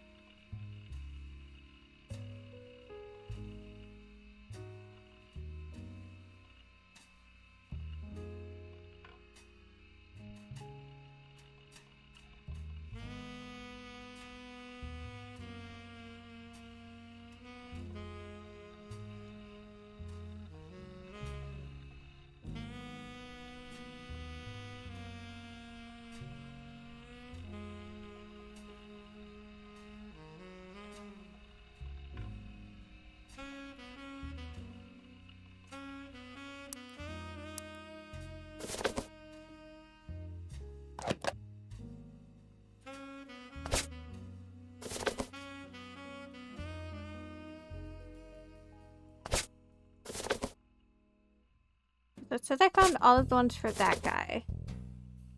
All the ones for her. I think she is, and he isn't. That's what I think. I think he is. He is.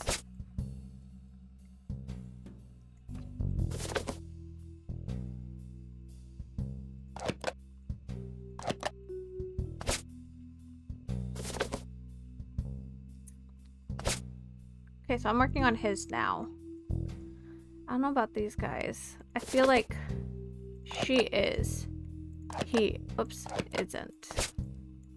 That's what I think about that one. So, I guess we're moving on to Alves.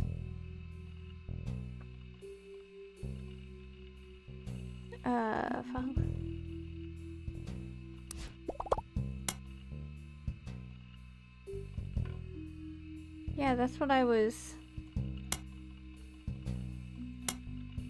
Robbie Rootree. Okay.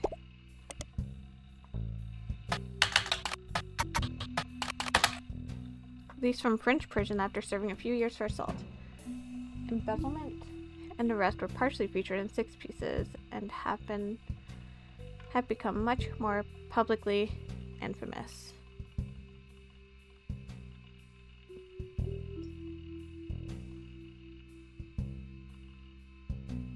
I think Robbie's not a Rootree because Ron wanted to kick him out. Gwen Rootree.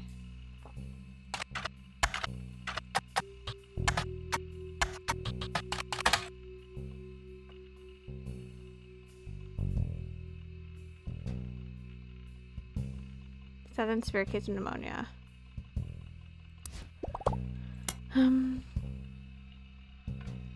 Most famous role.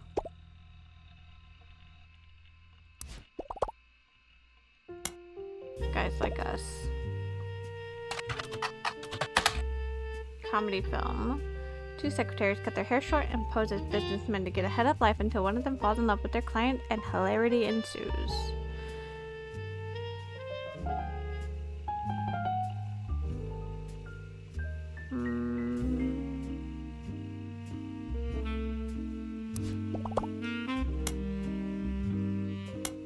Leslie Florence.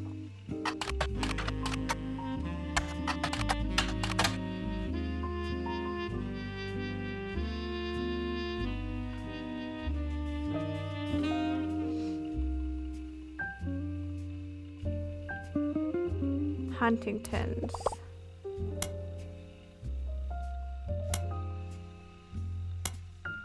Wild Bill Williams. Right.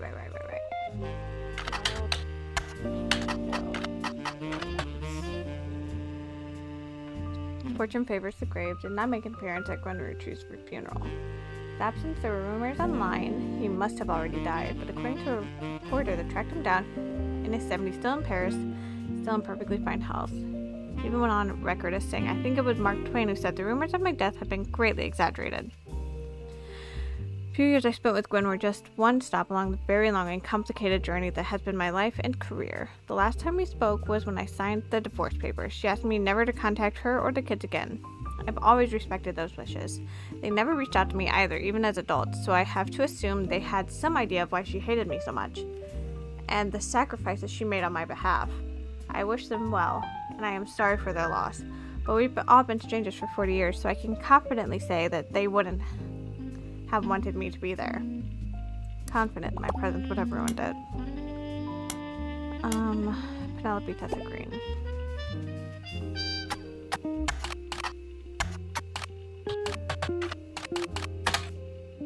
Ooh, how do I spell it? Okay, so I put that in the wrong spot. And it's Green with an E at the end. Comedian Penelope Tessa Green was part of a recent fundraiser at the Renault Comedy Club, The Laugh Lounge. The fundraiser was called The Best Medicine, Help for a Cure for Huntington's Disease. She released a statement.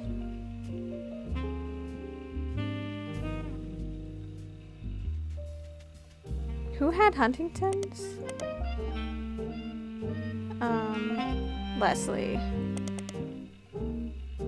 Okay. RR Productions.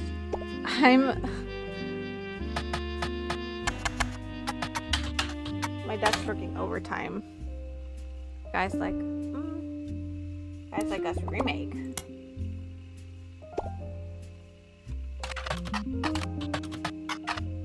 Without their mom?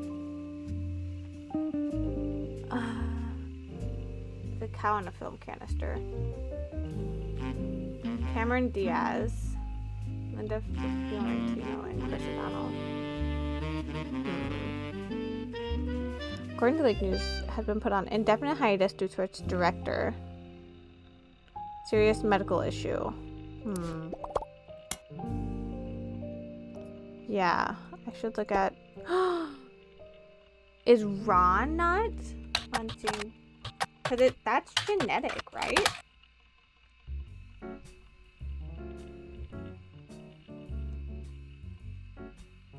Passed genetically. Parent has the disease. It's a 50-50 chance. So it's rumored Ron has it, which would mean that he's not a Rootree.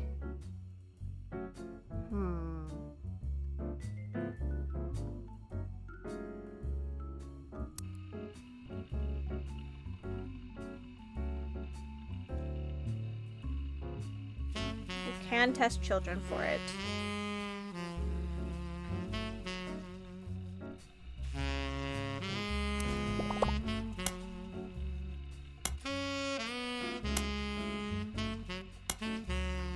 Gwen Roottree and Starlet.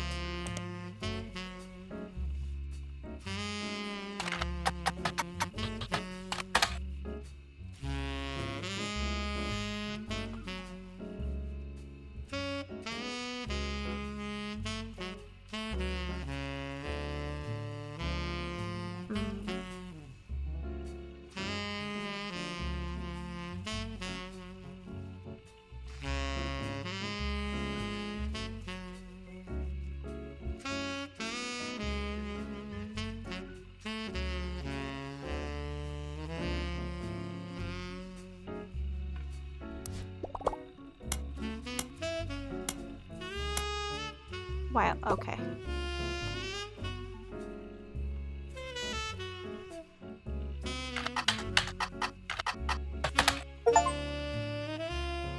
I found all the smoking guns. Awesome.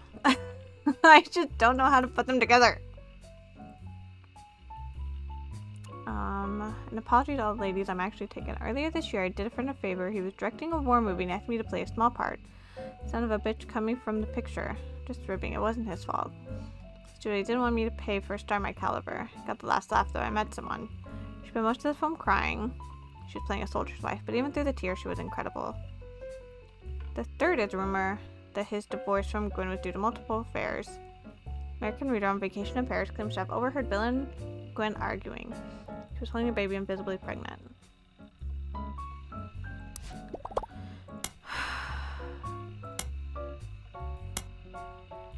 Look at news time. Is Wild Bill Williams?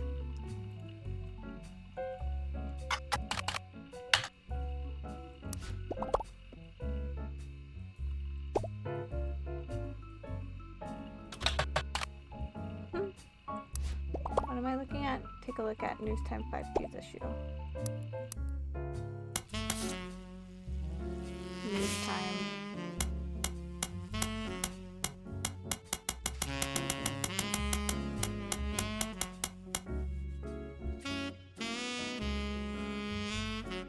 So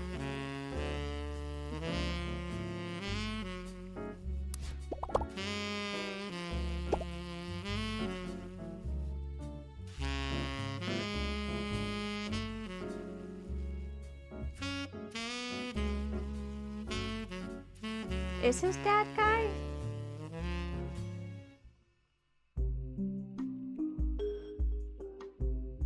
Born to Riley. Hold on. Where am I here? His dad's name is Riley Bellows. So he's not a Roottreemania, I don't think.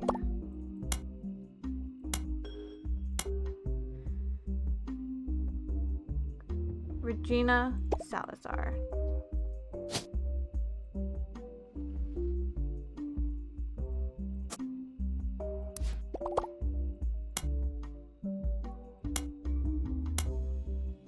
So, Edison Records, whoops. Edison Records versus Edsel.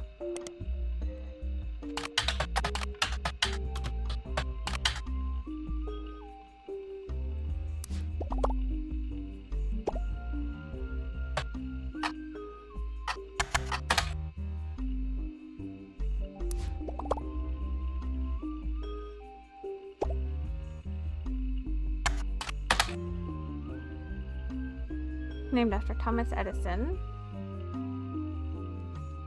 Fun case because the name of the lawsuit was actually the biggest problem for the person being sued. Edsel was a German last name. US was at war with Germany.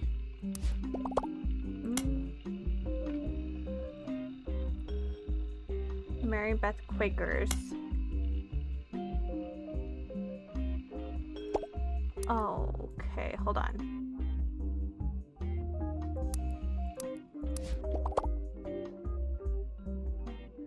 His first name is mentioned in the spider search page. Or Mary Clementine. So it's not Sterling?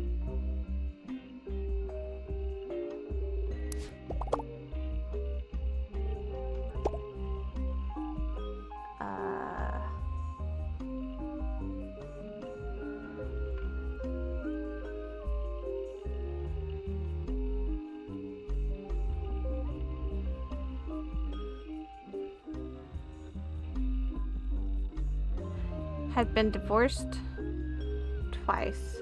Sterling. Right. Sterling Edison. What do I have wrong here?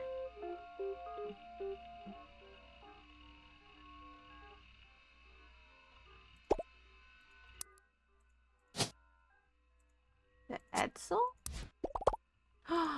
Okay. Fuck. Okay, no more hints. Okay. Huntington's disease is genetic. I think he's not a root tree. Ronnie, or Robert, is. So, what else? That's it, right? Oh shit, it's these guys.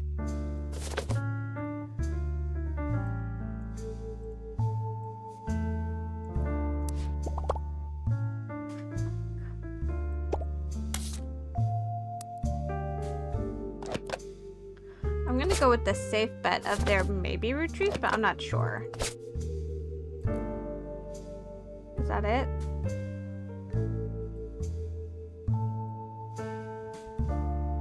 Now what?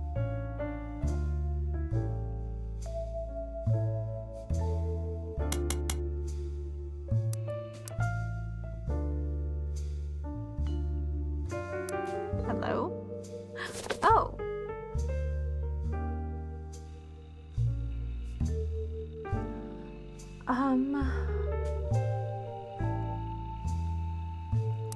I think he's not a root tree. Is that it? 1, 2, 3, 4, 5, 6, 7, 8, 9, 10, 11, 12, 13. Okay. Now what? Ring ring. Hello? Sam? Clark? Come on, guys. Give me some slack here. I got all 13 of them filled out. Oh. Confirm. I don't know. I might be wrong. What'd I get right? Okay. Yeah.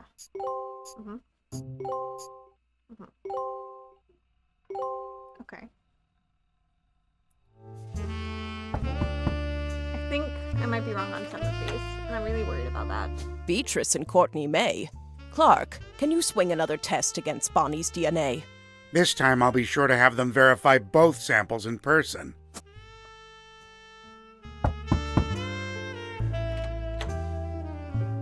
Using the family tree you filled out, as well as DNA tests, we were able to uncover the truth behind all the inconsistencies. Clark's handling the business, but I've come to thank you and fill you in on everything we've learned. Buckle up, because it's been one heck of a week. Actually, that's an understatement. It's not every week you discover your family company is being sabotaged by someone they trusted. Yeah. But that's the kind of time we've been having. Like I said, buckle up. Maybe grab some popcorn. We'll start with Guy Hudson. Guy had a frankly ridiculous number of potential children. What shocked me is how many graduated from potential to confirmed. Right. We can even prove he was aware of them. The smoking gun was how he used company money to pay off a lot of women. He hid it with a method inspired by his idol, Elias. 5-piece flavors. The flavors he was paying to research were a ruse.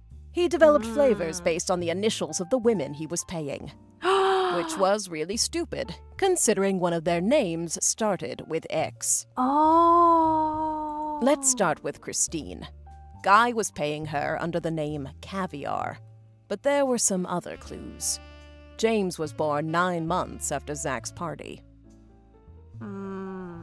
Christine was there with Guy, and when she got pregnant, she panicked. Steve stepped up. He even turned it into one of his recipe stories. Not all of Guy's affairs led to offspring. He may have slept with Robin Martin, but she didn't have children, so we'll never know. Also, not every child of Guy's affair partners were his. Robert Garland was born after his parents had already moved to Boston. Okay. Okay. I wasn't sure with those two, but James is, Robert's not. Skipping Beatrice for now. Up next is Lang Xin-yu. When Guy showed up in China, she was into America. And Americans. Dare I say redheads, even? When she got pregnant, her father paid key genes to fake IVF. They claimed her sister was unable to conceive, but her sister and Jerry had their own son, Mark.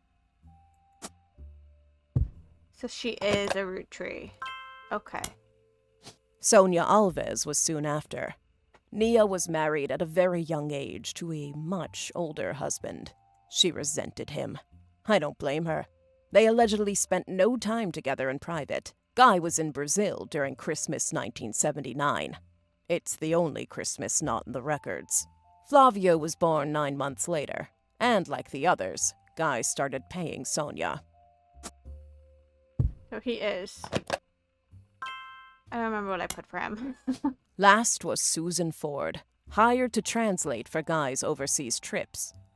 It's easy to read into Guy's donation to her school, but there's no definitive proof there. She and Guy were witnessed together near the end of his life. Susan's husband was convinced he couldn't be the father of her daughters. Guy, though, paid double.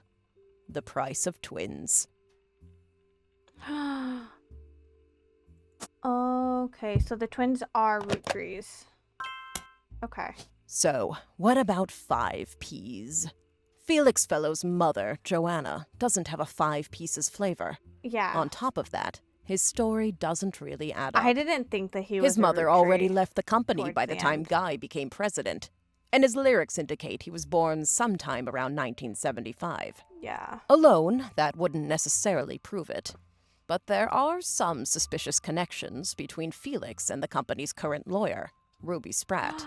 Oh, so... They both grew up in I Portland, see. in foster care, Oh, yeah. and according to the local paper, they definitely knew one another.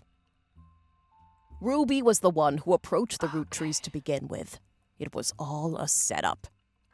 Ruby and Felix saw my book's challenge to the Clancet Trust as an opportunity. His mother really had worked for Root Tree, and Ruby was a respected lawyer. She exploited my family's greed, worked her way into control of the trust, and ensured Felix got a piece. But they made some mistakes along the way. If you look at the 2 DNA tests that Ruby handled, they were both supposedly tested against Bonnie Hudson. But this one says Jane Doe. But the 2 signatures that should both represent Bonnie don't match. After Clark and I confronted her, Ruby lawyered up. Ironic, I know. We suspect Ruby had Donatico test Felix against his own mother's DNA. He had a hairbrush of hers. They sent the female sample in remotely. On the second test, Bonnie's sample was tested locally, but Courtney May's was not. Ruby's been throwing away samples. We think she sent her own hair instead of Courtney May's, but it could have been anyone's. Ruby and Felix were in cahoots. As for why, they were both advocates of wealth redistribution. Yeah. A noble effort. But once they controlled the family fortune, they became just as greedy as the worst members of my family. The money corrupted them. They were so eager to personally wield the wealth for their own cause that they sabotaged any other claims. He's not a root tree. And I think I got that one right. That Pretty sure I put finally no. brings us to Anonymom, a.k.a. Beatrice Watts. Her tales of Guy's parties and payoffs were true. She even approached Ruby before 5 Ps was on news time. She approached Ruby. Ruby told Felix her story, and his got published first. Ruby used Beatrice's truths to make Felix's lies feel real, then ruined the DNA test so that Beatrice looked phony in the public court of opinion. I feel worst for her in all of this. Courtney is a root tree. While Ruby and Felix stole the show, there were some other potential new family members as well. Miracle Root Tree was less of an open and shut case. That said, it's very likely he had a son with Mary Beth Clementine, not Stuart. Mary Beth adopted him before she ever set foot in Butler County. That leaves Mark. The timeline fits. He showed up about 9 months after Mary Beth visited Miracle, and the basket baby story is a bit too convenient. If that's not enough on its own, Right. he was also bailed out by the sister of Edith Roottree, Miracle Jr.'s wife, after I she got changed it. her name to win that silly contest. Our best Okay. guess is that Mark was told by his mother whose son he was, and used that fact to put some pressure on Miracle Jr. We have no real proof of that, but nothing else really makes sense for why they'd be connected in that way. So I got her sons backwards. I forgot she adopted Stuart. Okay. Elias's affair was the most ambiguous. Gwyneth was able to coerce Elias to do things he wouldn't have otherwise done, like pressure to include me in the family. My son even mentioned them arguing about someone named Beth. Beth. But Gwyneth Combined with had Gwyneth's the lisp, lisp. it's possible the name was actually Bess. Unfortunately, all we know about Bess Williams is that she wrote his book and died not long after, leaving her only son an orphan. The timeline fits with Wildcat, but there's no record if she had any other relationship. Honestly, I wouldn't say we had enough evidence either way. I wouldn't be surprised if Elias cheated. Of course, I'm a bit biased. Regardless, we haven't gotten in touch with any of the Williams clan yet. That means we haven't So been we able don't to know. do a DNA test. As Clark mentioned, from here on out, all of our DNA tests will be in person for both parties. we don't know if Frank gets a root tree. Okay. Lastly, we have a bit of a curveball. Ron Roottree isn't related to us by blood. Gwyn was definitely pregnant, so it's likely Robbie is. When Ron and Robbie went to visit their mother at the end of her life, something changed. Additionally, there have been a few rumors circling around Ron. RR Productions canceled the Guys Like Us remake due to the director's illness. At the same time, Ron's wife Penelope began doing benefits for Huntington's disease, stating that she had become familiar with it. Huntington's is the same disease that Gwyn's former co-star Leslie Florence had. It's passed from parent to child. It can't skip a generation. Because Gwyn and Wild Bill didn't have Huntington's, and Ron seems to, it's impossible Gwyn was his mother. I recently confirmed all this with Ron. At the end of her life, Gwyn told Ron the story.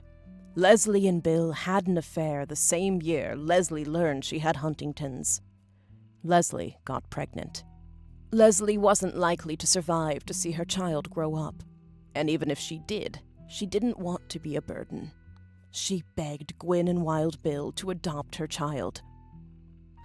Oh, yeah. His divorce from Gwen was due to multiple affairs. Gwyn did.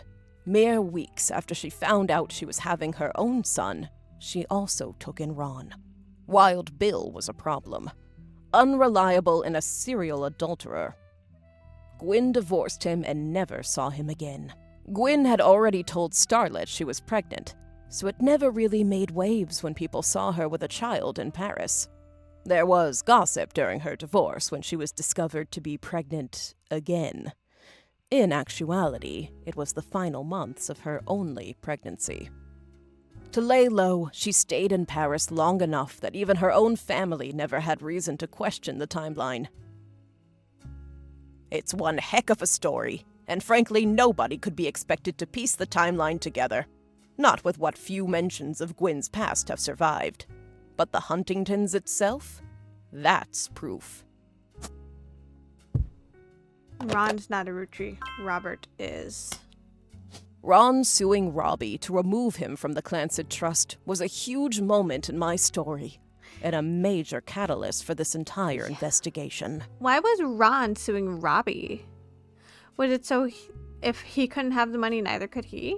Finding out that it's been pretty much backwards this whole time has been a bit surreal. So that's where we're at. Looking over the information you sent us was useful. Without your tree, I'm not sure we would have ever discovered Ruby. All this information, this entire story, it's a lot, in more ways than one.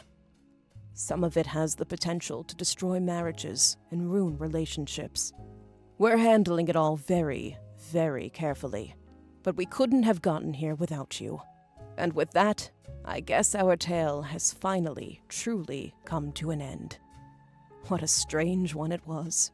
No words can express how grateful I am to you for untangling this mess. Honestly, I've had enough of my family's eccentricities and scandals for one lifetime.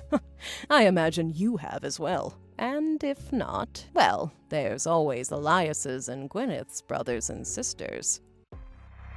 Attention. I don't want to do another one. Is there more coming up? I don't want... I'm gonna break from this game. I know I don't have to play it. And I really, really liked it, but it hurt my brain. It needs a break. It was so fun. I really liked it.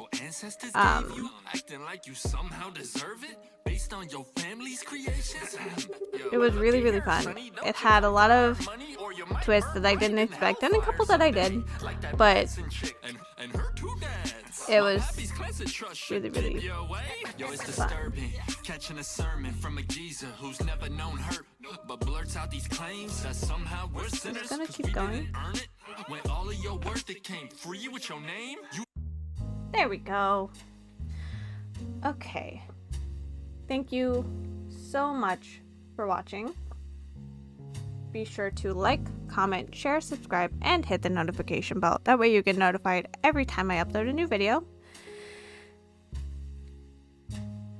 Oh god, I forgot.